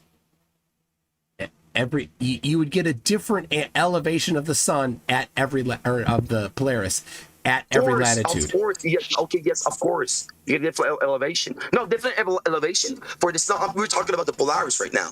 Yeah. Based on what you said, 45. Yeah. So you give us a very good example in Minneapolis. Exactly, it's the midpoint, 45 degrees. Now, what's wrong if I go to another point? Let's say if I move 10 degrees above Minneapolis, go for 55 degrees. Now, if I just repeat the trigonometry method, do I gotta get a consistent, height for the Polaris or not? Yes, you do have to get a consistent height for Polaris. Exactly. But you don't. So what's wrong with this? You don't. For fuck's sakes. We don't, or we do? You don't. I didn't get that. You don't. Kasara, can Polaris be in two places at once? No. Hold on. I think what's happening here is that he's unaware that it doesn't work. So just a second here. So if you move let's see. Let's move 10 degrees north of Minneapolis, right? Yeah. So we're not 5,000 kilometers away anymore, right? We're we are now, we've got to subtract it. We're 3,890 kilometers away from Polaris. Okay. So are you sure about the numbers? Because I'm not checking in. Yeah. I use 111 kilometers per degree latitude. Okay, good. Right. And kilometers because we're doing science, right? Because it's metric. Yeah. Unfortunately, you're going to get that. Okay. So, all right. So now the elevation at 55 degrees north to Polaris is 55 degrees. Okay. Yeah. Okay. Now that means that the sun now, Polaris, rather than being 5,000 kilometers high, is now 5,555 kilometers high. It's now higher. Because your angle is getting bigger. Yes, because the angle's getting bigger. Yep, that's right. Yeah, so did you repeat the experiment? Did you put the numbers? Like, what number did you get? And latitude 55. Yeah, hold on. I'm trying to figure out why you guys are. Let me just jump in real quick because you said that I was making some mistake earlier, but let me post multiple. Just look in the chat right now. If you have a general triangle like I was saying, you have the 10,000, 10,000, 10. Your C distance. So if B is your distance from equator to North Pole, A is your height to Polaris, and C is your line of vision. If you have 10,000 miles from equator to North Pole, 10,000, you have 10,000 height Polaris, and then your C is 14,000 kilometers. Now, if you go 5,000, you make B 5,000. A is still 10,000. You still have a 10,000 height to Polaris. You would just have an 11,000 for your distance. Geo, what if alpha is 0.000? Hold on, please don't derail. We're just talking about basic triangles. Here's another calculation You're right about with the three. Exactly. Hold on. Yeah, right. So you can still so then nothing was wrong in that. Let's start with Minneapolis. Hold on, you can maintain your 10,000 kilometer height to Polaris while you move around, and all of these adjust without an issue. So could you? I just posted. Here you go. I just posted the first one we talked about. All right, Minneapolis. Okay. A is 5,000.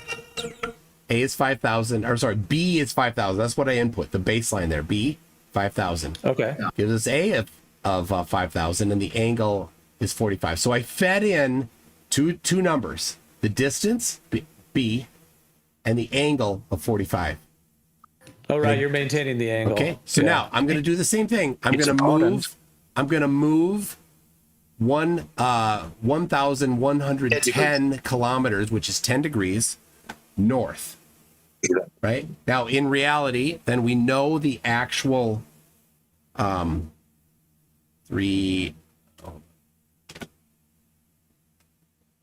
the thing is, you have to incorporate perspective and how things actually move away. Don't do that.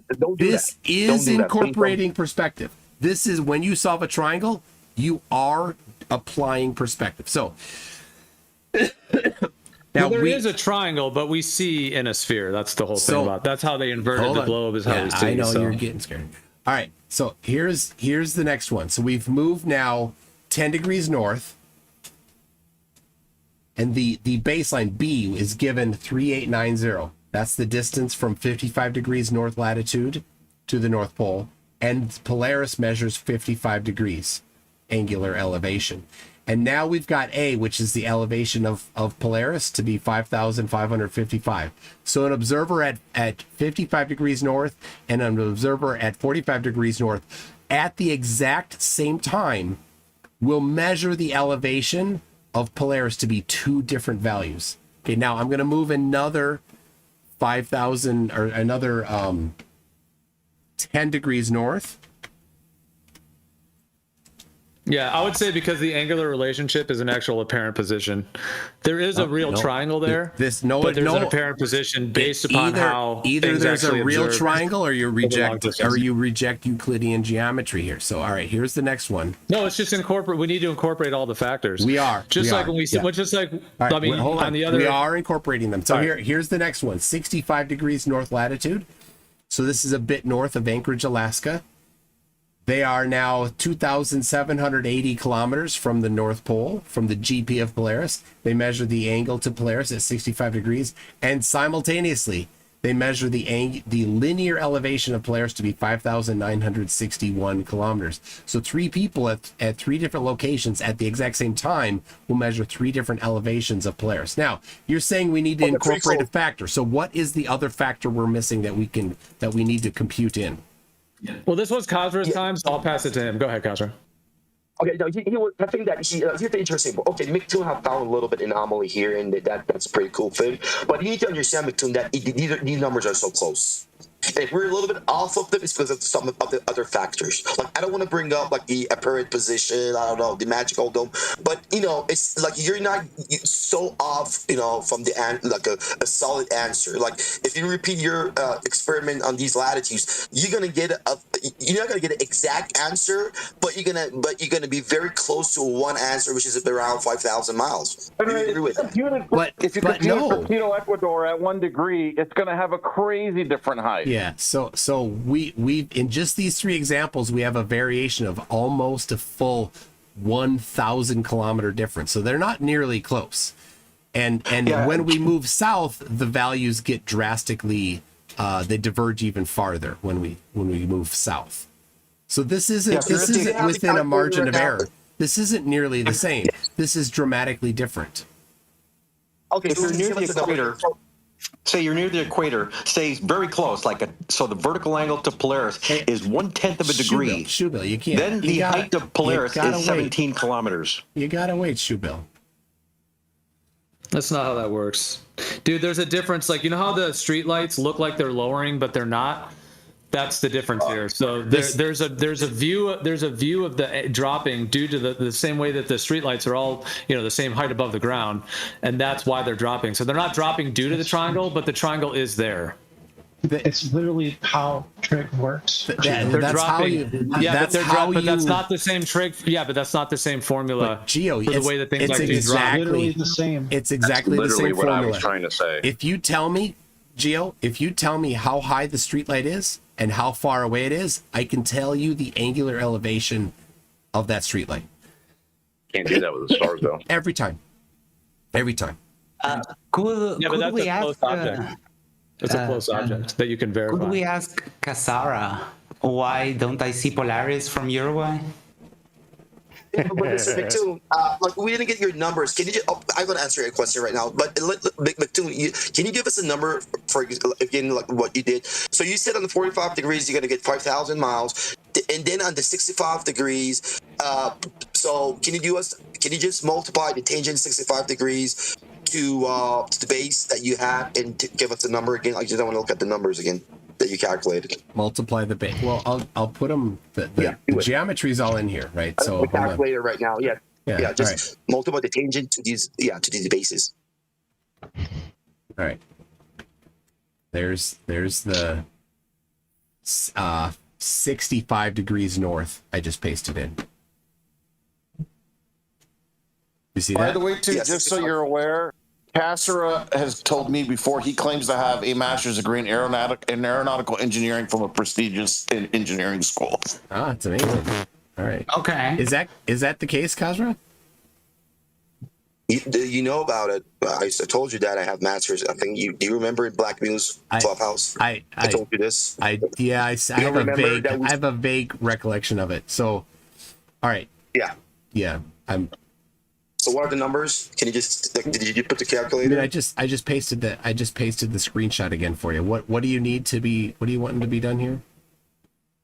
So no, just want to know that like the numbers, the 3 points that you compared together, one was 45 degrees, the other one was 65, and the other one's at 55 degrees. Yeah. Now, so it's pretty easy stuff. It's just base times the tangent of that angle. Now, you told us we're gonna have a very, very different numbers. Is that right? Yeah. You could just do it in front of us. Just do the multiplication. Can you do that? Multiply like for 65 degrees. Multiply the base, so 2,780 times the tangent of 65. 65, yeah. Okay. What was going to be the number? 5961. Okay, so you're not very, very off for that 45 degrees. Now give us the number for 55 degrees. Basically, it's 1,000 kilometers off. That's a lot off. It's like 500 kilometers. It's less than 1,000 kilometers. It's like 100 kilometers. It's 100 kilometers per degree. How can somebody that has a degree in aeronautics, a master's degree in aeronautics, not know that when you start with 5,000 kilometers and you get 6,000 kilometers, how can you not know that that's a lot off? That's a lot off, dude. That's okay, what about the globe? Gosh. And that's why it's America. It's 100 kilometers per degree. It's 111. See, this is where. Oh my goodness. Yeah. But go ahead. But let's see where Kazra was taking it though. He wanted the numbers. Let's go. Yeah, so basically, what he's saying, okay, we understand that it's kind of be a little bit off, like every point that we do that. You're gonna get something around 5,900, 5,200, and 5,000. But to be honest, from my perspective, these are pretty consistent numbers. Yeah, they're a little bit off, probably 10%, 20%, but we got a lot of other factors in sky that we don't know about them. So it's not very very, very off the thing that we were expecting. So still, I think it's okay. Let's check okay. that. I hope I never find myself on a plane you've designed. Let's check you're no chance that'll ever happen. I'm gonna check you here. All right, I'm gonna move the observer to 10 degrees north latitude. Okay. Yeah. 10 degrees north latitude is 80 degrees latitude from the pole. That's 111 kilometers per degree. So we have 8,880 as our baseline, right? Mm-hmm. Yeah, multiply to the tangent. Okay, and now you're saying, yep. Here we go. I'll paste it in. That now we get the elevation of Polaris to be 1,565 kilometers. On one end, we get 6,000 kilometers, and on the other end here, we get 1,500 kilometers. And you're saying that's not much, huh? Not much of a variation? Just a little bit? No, this one is pretty much. So you get around 1,000 miles for when you're close to the equator, right? When you're close to the equator, you get 1,000. Yeah. Yeah. So why do you think it's like that? If it's a flat plane, trigonometrical, Euclidean, then why is it acting like that? Yeah, it makes no sense. Yeah, it doesn't work. It's almost like everyone has their own personal Polaris, but that is communism, and we can't have that. All right, let's let Kazra finish his point. Oh my gosh. No, I'm just I'm almost done. I'm almost done. All right. Yo. What? All right. Now, could I get my question answered before you're done? No, I'm done. All right, I'm done. all right, all right, you're done. Okay. So no answer to my question. All right. Concession then? I'll take that. Max, you're so funny. All right, Kazra, thank you very much. That was great. You tried. Yeah. All right, what do we got? It's almost 1 o'clock here. I should also add, Toon, that Castor also claimed that all his fellow engineering students also all agree that the Earth is flat. Oh, all of the 0 students in his class. Hey, MCToon, can you answer one last question and it'll be strike 3 and then you're out? Oh my gosh, Sin Cleanser's coming back for grand another finale. Another Glovers beatdown. hate this one. All but right, it's a here's goodie. your beatdowns. I've got it served up for you, Sin Cleanser. It's ready to go. All right, go. Yeah, you have 1 minute left. Your last minute. Okay, perfect. That's all I need.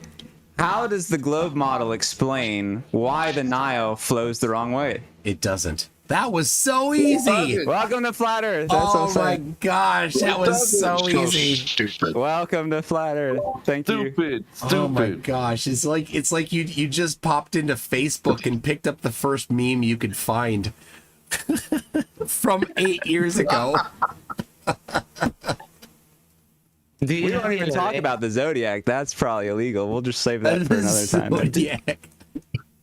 The Nile flows from its highest to its lowest, like every other river ever. He thinks north is up. It's so precious.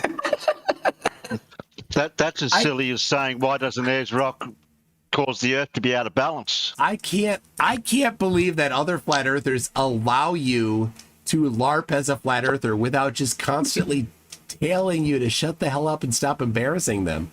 But hey, I got you recorded saying there is no Glober explanation for why the Nile flows the wrong way. No, you can't explain that on a ball. No, you don't. You don't have that. You have me saying it you doesn't. You admitted you can't explain it on a ball. It doesn't. It doesn't violate the globe. That's 3 strikes, MC. Oh gosh, you know what happens now. You're out, Sin Cleanser. You're all out right, here. Gio, thank you very much. I'm gonna pop over to my channel. It's been fun. All right, man. Yeah, it went well. All right. Cheers and yeah, hope you have a good rest of your night. All right, we'll see you. All right, cheers. Oh my gosh. Sin Cleanser comes in and craps all over the flat earthers. I'm serious. Why do the other flat earthers let him do that? He's embarrassing them so bad. Oh my gosh. All right. I got way back on the super chats. We got Kango44 for 10 Kiwi bucks. Says Durr circular vision. Oh, they love to declare how you can only see so far with your eyes, but how far is that? And where's the documentation? whatever distance they need to solve the current problem. Kango44 again says, is the dip angle for measuring the dent in the guy's effing head? Oh my gosh. Angel Riviera, why did you not ask where he got the master's degree? Because he's been asked before and won't divulge. I guess I could have asked and then listened to him waffle. My goodness, my voice is struggling. Somebody in the last video when my voice was really rough was like, hey, you shouldn't drink so much tab because that's rough on your voice. And I, in the comments I explained it, and I've explained it on camera before. In here, this you can see that the tab on the tab has come off. Here's the actual tab, right? It's come off because it's so old. This can is from before they stopped making tab. This can is also from before they stopped making tab. So what I do is I have a can here, and I pick it up and I set it down off camera next to this one. And also, I threw it away. Hold on. I put them right next to each other. Unopened tab, open tab with water in it, and an unopened can of Zevia. And I open it, so when you hear that noise, that's this can opening. And then I pick up this one, and I'm careful to tip the top so you don't see this. Tip it away from you a tiny bit to drink it so that you don't know that it's all ripped off. So there you go. That's what I do. And then I take this and I pour it into this, and you can see the handle broke. And it's been super glued already, so I don't know. It broke off. I'll try super gluing it again. But anyway, my NASA mug broke today. Anyway, that's what I do. And I put ice in here. Zevia is really it's a bit too sweet, so I like to take room temperature Zevia and put it in ice because it waters it down the right amount. There you go. That's how I do it. Dihydrogen monoxide, send tangent of 50 over 1E9 equals 0.0008727 degrees. So for 50 kilometer elevation at a distance of 1 billion kilometers. Yeah. So that's the dip. And they're just like, oh, it's magic. It's we go up in elevation and then you can only see so far. Well, how far? If you know how far you can see, then you could be able to compute the angle. Well, we can do that because we know the angle. We know the angle that you can actually see. It's the globe predicted angle. But I was in an airplane. I measured the angle. At about 40,000 feet, the dip was 3.8 degrees dip, right? We can make a triangle with that, and we can figure out how far you can see. The problem is the sun had to be farther away. So we could see farther than the farthest we can see, because the sun is farther away than that. How does that work? Whatever problem they're trying to solve, they make up a new explanation, right? And they sit around in their Discord servers and they grill each other on how to have the answer for getting out of the problem that they've painted themselves into. We can only see so far. How far? Give me the empirical evidence. None? Okay, then you fail. Then it's just a religious belief that we can only see so far.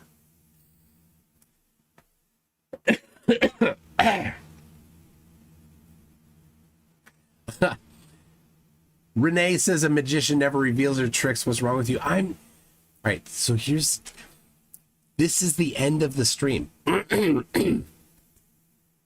Only you The true dedicated people are still here. My goodness, my voice is struggling.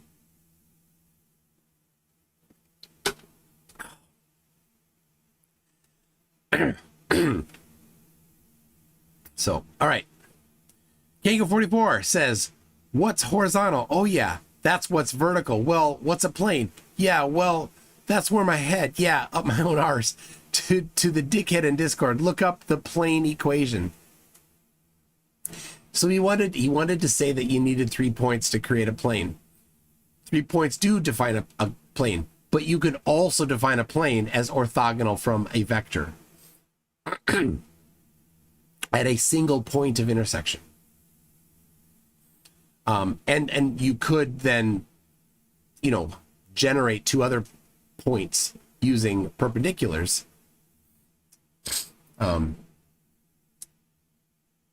But no, that's not how a Theodolite does it. But boy, did he really want to make a desperate redefinition of how to determine how a Theodolite works.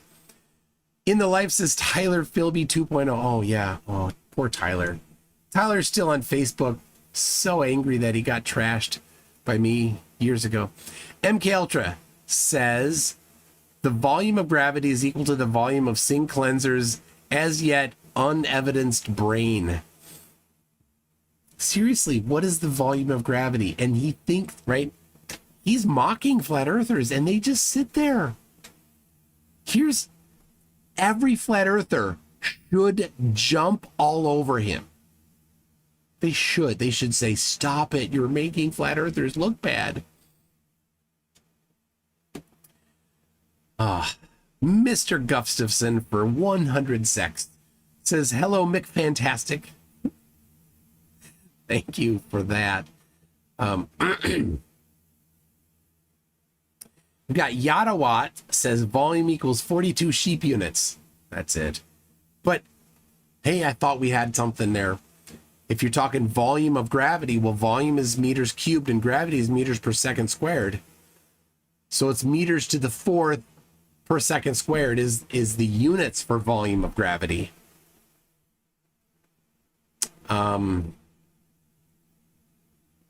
Let's see. Joseph M says, I'm going to send you a link to a real wackadoo who's also a flat earther you can dig further into. I think you'll enjoy it. All right. All right. In the Life says, I don't think he believes in flat earth at all. I don't know who you're talking about. Was it Sin Cleanser? Maybe. I think you're right. Sin Cleanser is just out there to make them look bad, and he does a fantastic job of it. King of 44 has a link here to a new, I'll link it again here, a new dark photon theory of light aims to tear up a century of physics. Interesting. I'll have to have a look at that. Tim Davidson says, general or special depends on the task, like Phillips or Flathead. Exactly. Which one's your favorite, general or special? Like, did he start that out thinking he was going to ask a question that was a gotcha question and then it didn't turn out to be? I think he meant to say, do you mean Einsteinian or Newtonian gravity? That was my guess, as where he was trying to go, but he wasn't quite, he didn't know where he was headed. All right. Oh yeah.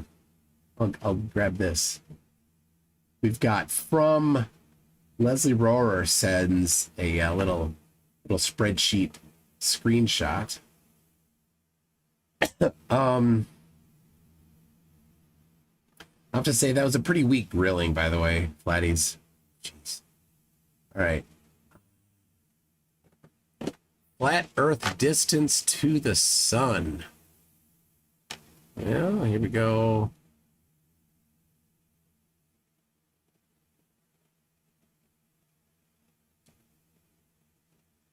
All right, there it is from Leslie Rohrer. I'll let you look at that while I read a few other things here. We've got, and none of it matches. And Galtra says, The triangle guy gives a whole new meaning to pointless conversation. Yeah, he really, like, he thought he understood the celestial theodolite, but he didn't. He didn't. Like, it makes a triangle. Well, where are the points on the triangle? And he really didn't want to answer. Right? It's super easy. If you're going to make a triangle, you can quickly identify the 3 points of a triangle, but nope, not him. Oh yeah, and he did navigation on Navy ships without using the globe. Of course he used the globe. Of course he used the globe. How did you get your distance from the GP to your location to draw that circle of equal altitude? Haversine formula. That's how you did it. He couldn't describe it. He could not describe the process he used. He had no clue. If he did it, he doesn't have any recollection of how he did it. Sea Lion Prime says, it amazes me that Flurfs haven't figured out vision yet. And then Sea Lion Prime says, Geo's brain is a distorted projection. Geo's like the sensible one of them all. Isn't that amazing? Nerd Pedantic Alert says, Geo's definitely a genius in his own mind. Sea Lion Prime says, Graticule, everyone take a shot. Oh, I mean, that guy had shoved his head up a rectum that is certainly very spacious. And whose rectum am I speaking of that's extremely spacious? Everybody in the chat, you know who it is. Whose rectum did he stick his head up that is extremely spacious? Sea Lion Prime says, this is proof of the strength of Shire pipeweed. No, nobody said the rectum yet. Whose rectum? As soon as he said graticule, I'm like, oh, he just climbed up in there. He's like inside of it. He's just like, he didn't just stick his head up there. He just like climbed in. He's just rolling around inside the giant rectum of, nobody's got it? Nobody's, no, not Witsit. Not Alan, you're close. Cygnus, you're close. There it is, Mr. Lonely with shame. Shame's spacious rectum. Icy Spin says, I think he forgot that triangles are solvable. And that's the thing. They always try to talk about triangulation. You can't talk about triangulation if you can't identify the 3 points. But as soon as you identify the 3 points, you know all of the distances. Well, you can solve a triangle if you have three of the knowns. 3 knowns of the 6. Except for angle side. Then you have 2 solutions. All right. Come on, voice. You can hang out. You can hold out. We got Sea Lion Prime again says the bottom of the barrel has been reached. Oh, Kiwi Bush says, I thought Geo was smarter, but him fumbling triangles was very funny. Oh, yeah. Like, Khazra thought that he thought that the triangles would work. He'd never actually looked at it before. Never once. He did not know that you can't actually do that. It doesn't work for flat Earth. And so then their cop-out has to be to make up and invent some excuse why regular old Euclidean geometry doesn't work. The crickets were deafening. Yep, I'm like, I'm just going to let it go. I'm going to be quiet. Just let him go. Algorithm, member for 19 months says distance equals angles times constant. Therefore, Earth not flat. Yep. Is probing time says MCToon. Dick Wayne has stated that he uses at least 3 different socks. Can you allow us to ban this one at least? No. I know. You like to ban them, but remember, this is indelible evidence of how stupid Dick Wayne is. He thinks he's being smart. Think about that. Dick Wayne is like, me so smart. No, you're not. You so dumb. It's great. Blaze MKIV, is that Make 4? Blaze Make 4? Mark 4? Says the Navy guy probably had a paper form with boxes to fill in that walks you through the math so you don't need to learn it, just to follow the steps. And that's exactly right. So,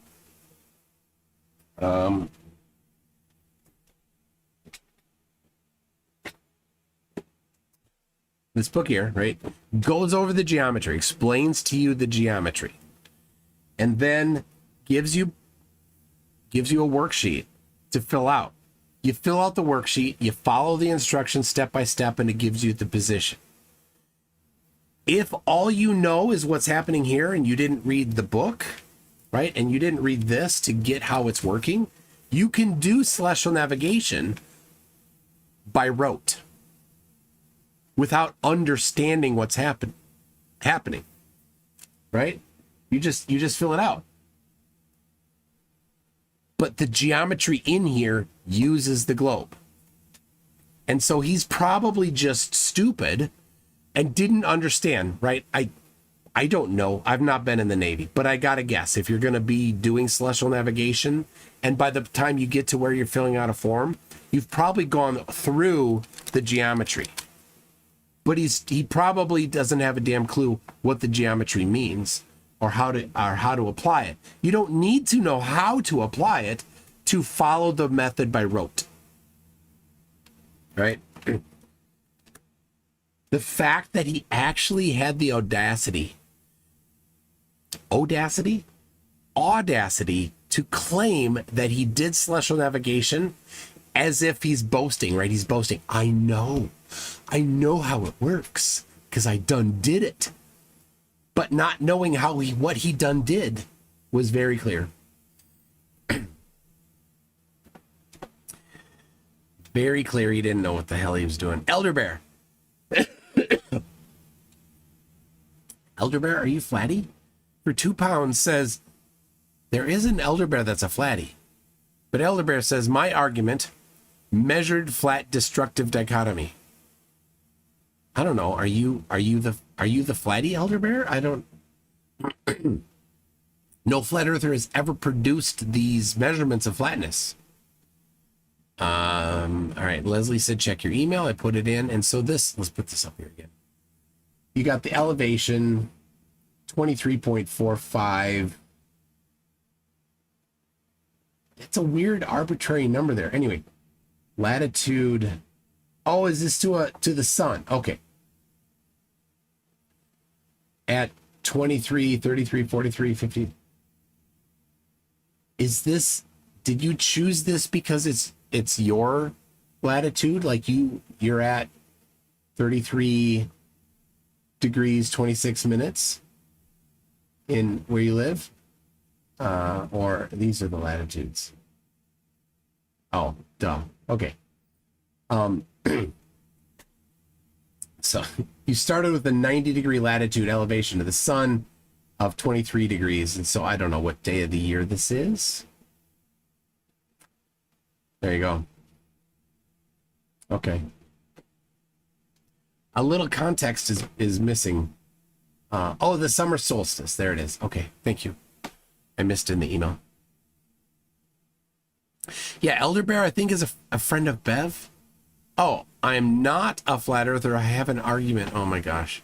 That's total flatty. That's such a Bev flurf thing to say. The misanthrope says, would you be willing to review that hypothesis that I sent you several weeks ago on Craig's channel? I've asked to schedule a time to do it. I don't remember. I'm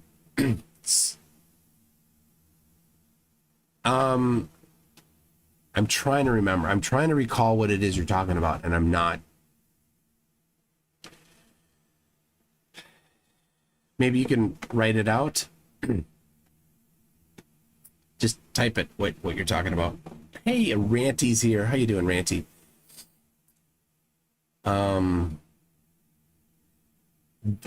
So anyway, that was the misanthrope said that.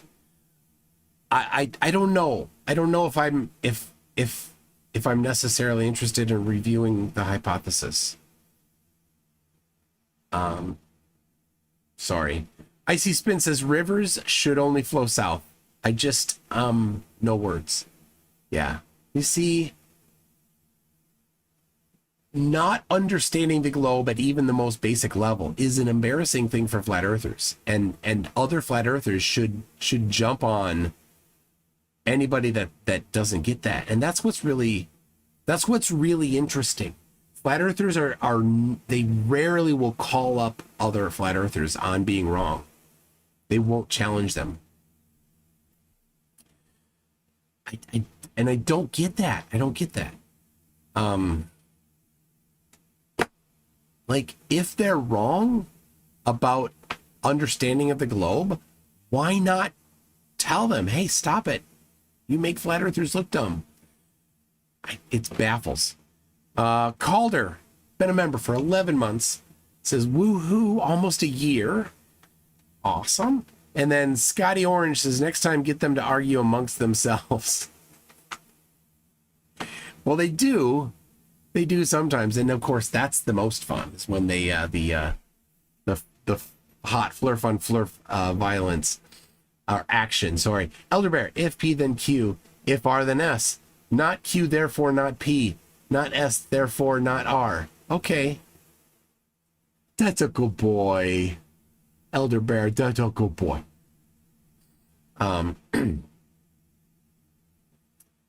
Ion says the flat Earth sun must be at every intersection of 2 lines of sight. Let me pull this up.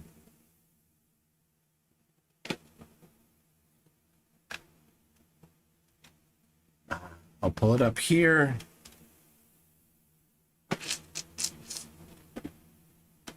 Crikey. Oh, all right. Mrs. Thorpe, I'll send you another email with the updated version. It's a possible new explanation for dark matter and the concentration of gravity in the absence of baryonic matter. Peachy Tony has peeked at it. I don't know if I'm the one, but I'm like kind of flattered, but I don't know if I'm the one. Okay, here we go. Here is, yeah, I've seen this before. I love this. These look like, are these the ones that Slice Barcane got? But yeah, you can change it from concave to flat. You see they don't intersect. But when you make it a globe, then they all are parallel. Just like that. Blaze MKIV says if they start... Sorry, I had that locked up. If they start correcting each other, that's a slippery slope to the globe. It is. I suppose that makes sense. There you go. Misanthrope. Send that to Leslie. Leslie is super good at this kind of stuff, and he'll pick it apart and he'll make you angry because he's really good at that kind of stuff too. Oh, all right. All right, Elder Bear, what are you doing? If radius 6210, then circumference of the equator equals 39,018. Not Q, therefore P. So you're saying that the equator is not 39,018. Is that what you're saying, Elder Bear? So you're saying that... So I suppose you could then have some measurements of it. That would be really cool, right? In order for that to actually be substantiated, you'd need measurements. So, and why are you doing this in miles?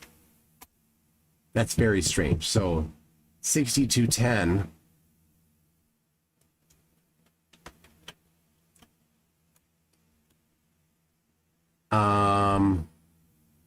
Let me see here. If the radius 6210, the radius of what? And you don't even have units. So the radius of the globe is not 6210 in any unit I know of. It's 6371 in kilometers. Right? Is that what you're trying to do?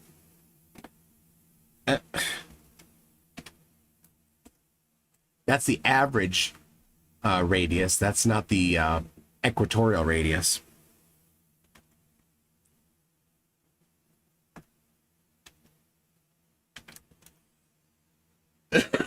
So 6371 times 2 times pi is 40,029 kilometers. Right, now that's, like I said, it's the average radius. It's not the equatorial radius. So I don't know what you're going for there, Elder Bear. It's the measured flat destructive dichotomy. But you need measurements for it, Elder Bear. Where are the measurements? Maybe send the measurements.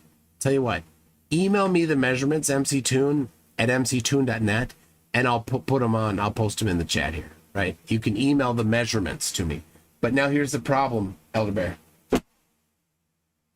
We all know you don't have measurements. Flat earthers don't do measurements. That's the thing. And when they do, the reason why they don't is because when they do, they get 15 degrees per hour drift. They get globe every time. They get globe. If a 1 degree angle to Polaris equals 69 miles, then the distance from North Pole to the equator on flat Earth, then radius is 6210. Why are you using miles? Why? What the? Are you testing flat Earth? What the what? Oh my gosh. Could you do units better? Do you think you could do that? Oh man, what is going on? Hold on a second.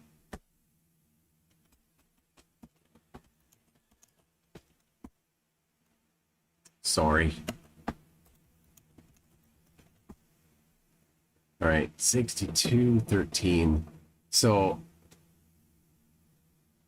all right, the miles, 60 to 6214. What are you going on about though? Oh my gosh. That's not his conflation. He's conflating the AE projection radius from North Pole to equator as if it's supposed to be the same radius as the Earth is actually. Okay, I think I'm getting that. So the distance from the North Pole, let's do it in kilometers, Dingleberry.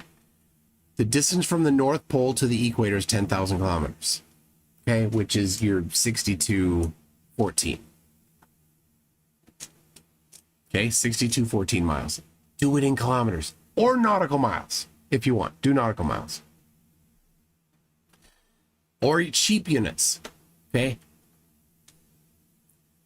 On flat Earth, you're right. That doesn't match flat Earth. Flat Earth doesn't work, but it works in reality, because now you've got the over the surface distance from the North Pole to the equator of 10,000 kilometers, but that's not the radius of the globe. So that isn't how you get the circumference of the equator. You need the radius of the globe, which is 6371 kilometers, or at the equator it's a little bit more.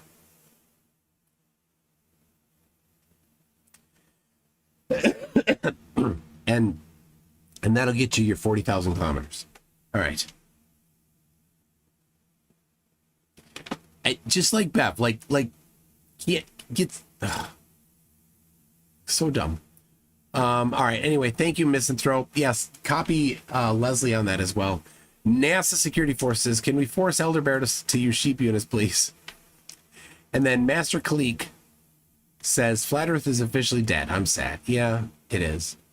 Flat Earth really is. I mean, how dead can it be when they allow somebody that's an obvious pole like Sin Cleanser to come up and just embarrass them? When their guys like, oh, well, we can triangulate it. Oh, but it doesn't work. And by the way, I have a master's degree in aerospace engineering from a university that I'm not going to tell you about. And the guy's like, oh, the celestial theodolite has a triangle, but I can't tell you where the points are on the triangle. Oh, wait, I can after 10 minutes. AT2 Production says, and think, these flurfs claim to know the standard model better than we do. Oh my gosh, of course.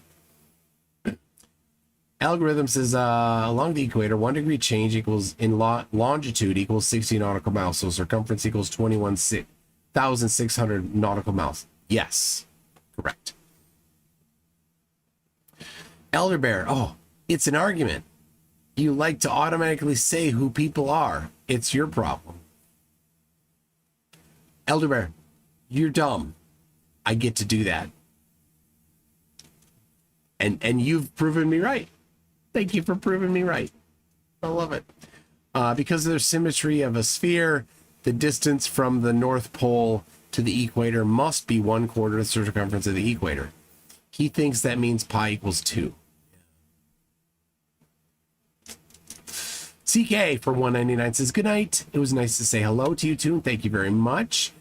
And Leslie Rohrer for $2 says, I don't think it's possible to embarrass flurfs. It seems to be the case that they can't be embarrassed. You know what? No, let me say, I was kind of hoping, because just yesterday, you know who was on this stomping around in this server was the spitter himself, Darth Vapor. I was hoping he'd show up, but he didn't.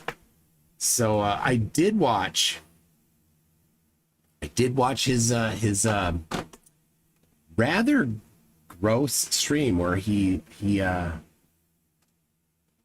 was looking for flatties to or not flatties. He was looking for girls. He was on Omegle trolling for girls. So and he said this. I think it's low-key cool, though. In a way, it's cool to talk to someone that's like 13 and then just like red pill them. No, that's not cool at all. Stay away from the kids, you creep.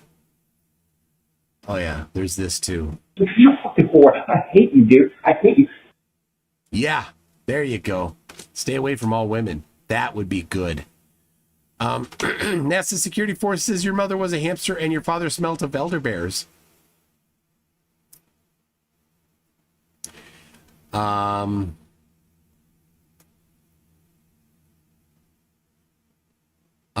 Elderbear says if the flat Earth is measured flat by taking an angle to Polaris for every 1 degree equals 69 flat Earth statute miles. It's 10th man / Oakley's claim. I don't care. Go to them.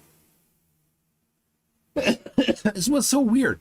Why, as a flat earther, Elderbear, and you're a flat earther, why are you here trying to debunk their claim as a flat earther? Go to them.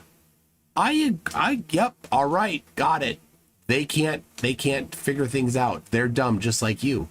Fine. The Copium Emporium says for 5 Australian, I doubt that guy had a master's in anything other than baiting. Oh, gosh. Max says Witsit was looking to debate atheists yesterday. It went on the server and he never came on. Oh, no. All right.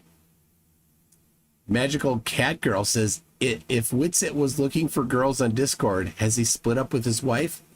Well, to my knowledge, they were not married legally.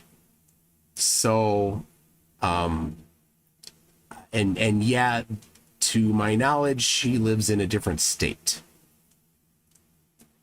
So yeah, but it was underage girls. That's the problem. All right. I'm going to publish this as probably publish this as a separate video, but let me, this is what I got. You're at the end of the stream. You get a little extra, a little special. And if those people that left You're missing out. All right. Hold on. There it is. There's this. I need to load this up quick.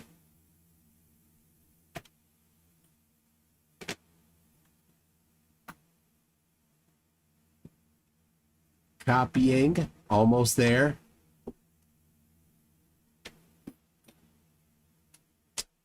All right. Here we go. Can you set girls only? Hey, sir. How's it going? How old are you?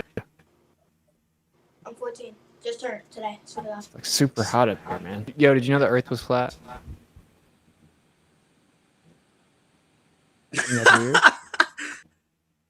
There's like a way to do girls only. I can flat smack children. I don't even kind of feel bad about that. Yeah, did you know the Earth was flat? Can have the mama and the baby. Yeah. Yeah, did you know the Earth was flat? My breath's so freaky. Oh, yeah. This is not working out too great. And then everyone else is super ratchet. Okay, unlock all girls. Wow, this is pathetic. I do girls only? In a world, bruh. Got my chain on, though. There's a really big one that I'm kind of holding off on. I'm gonna like trying to work you up. You know what I'm saying? Am I being filmed? Yeah. I'm scared. Yeah. All right, cool. The Earth is flat. No one's ever been to outer space. That's all super fake. The moon landing's fake. Everything in World War II is fake. The Earth is actually flat. Yeah, like his butt. Like his butt. I gotta shave my beard, maybe.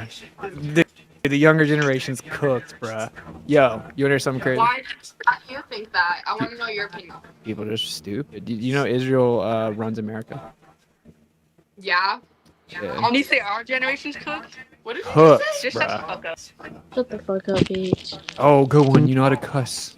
You got something better than that? I ain't spoke to you in a little minute. I miss you, Dad. Oh, thank you. Hi, sir. Yo, I look that old. Everywhere old.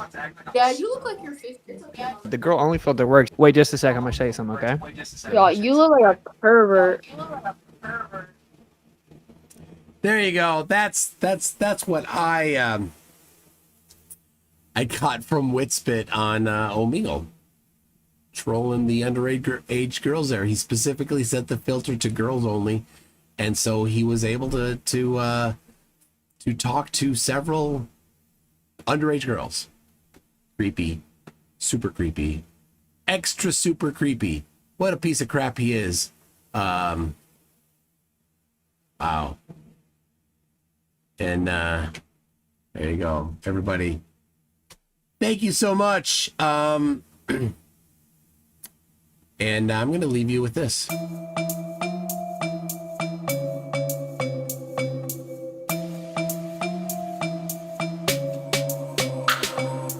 I don't even cuss, bro. I don't even cuss, bro. Stupid shit. I don't even cuss, bro. No, I don't even cuss in my freaking content. I don't even cuss, bro. That's what the fucking word means. Shit all over that. Shit all over that. Shit all over that. Crazy shit. Talk about gammas. Yeah. Dude, if you can go like a period of 2 days just like making shit up and I don't even cuss, bro. talking shit to people, how my nuts taste, bro. How my nuts taste, gamma. And it was a shit show, bro. Like, Oh shit.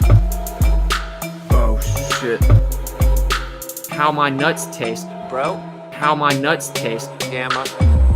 I don't even cuss, bro. Stupid shit. You've said nothing but stupid shit. No, I don't even cuss in my shit. I don't even cuss, bro. Shit. That's what the fucking word means. This is not an approved area. Would you like to move? Wow. You know what? I forgot a couple things here. NASA Security Force says, shout out to Yerba Mate. Everyone show him some likes and views. Humbly, bro. Of course. And Leslie Rohr says, at my age, underage is 40. And finally, the Copium Emporium says, Witsit Legs OT. All right. Right, Renee, how you doing? All right, and you know what? You're gonna get one more song, one more outro song, and there it is. This is the real one. See ya.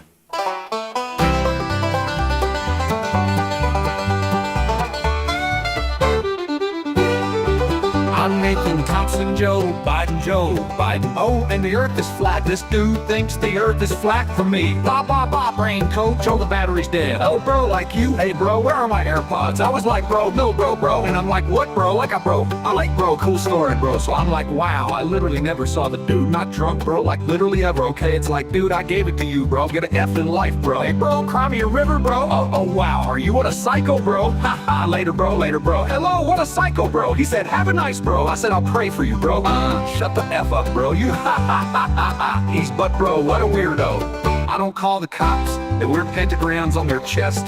They can only have 105 IQ. I'm not a big fan. Hey, bro, Austin's such an idiot. I'm like, what? Because I got kicked off about right. What are you kidding me, bro? You know, bouncing golf balls on hammers and juggling. It takes a little SpongeBob doll starts hitting it. What? Bob is like the OG, bro. What a loser. You going too deep, bro, dude. This is the surface, bro, dude. Like, that's not okay, bro. This doesn't add up. It's a bad look for the flat earth. I will press charges, bro. Don't make me do this, bro. The bromance is over. You much left, bro. You know what I'm saying? You know what I'm saying? Like, bro. Oh, I'm Nathan Thompson. Like, bro, like, calm down, bro. Like, all right, I'm getting bumps all over my stomach, bro. Like, they were smashing me, bro. They were feasting. That is his identity, bro. I'm Nathan Thompson. I'm effing Nathan Thompson. I am flat earth. I'm the best flat earth actress ever flattered. There's nothing without me. What a cool story, bro. He was in prison for literally nothing, bro. You know what I'm saying? I'm like at 10 takes, bro. I'm not exaggerating. Like, cool story, bro. When you see the rainbow in entirety and completion, it's physical, literal evidence that the firm is still there. Rest assured, the earth's not about the flood, bro. You're good, but please stop talking crazy in the checks. I will continue to expose you. Like I said, the clip is only half empty, bro. Geo, bro. Like, love me, bro. Like, love me. I gave Geo the first bone he's ever had. Just get out, just leave, bro. No one cares. Memorize alternative things. Mr. Brain Train, Mr. Smart Genius. Guy flew out to LA and put on a duck suit and stacked toilet paper saying it was gonna go to the moon, bro. Purposely it misspelled the most important word, bro. To shut, bro. It doesn't add up, bro. Something doesn't add up. Something's fishy here, bro. Yeah, whenever I was like, dude, if you don't stop, go crazy, I'm gonna have to fight. He would just take off all his clothes, bro. Like, what a weirdo. Thanks for much love. I need a safe word. Keep taking that higher road, bro. It'll come back to you. I'm honestly feels disgusting and filthy. I feel like I need to take a shower.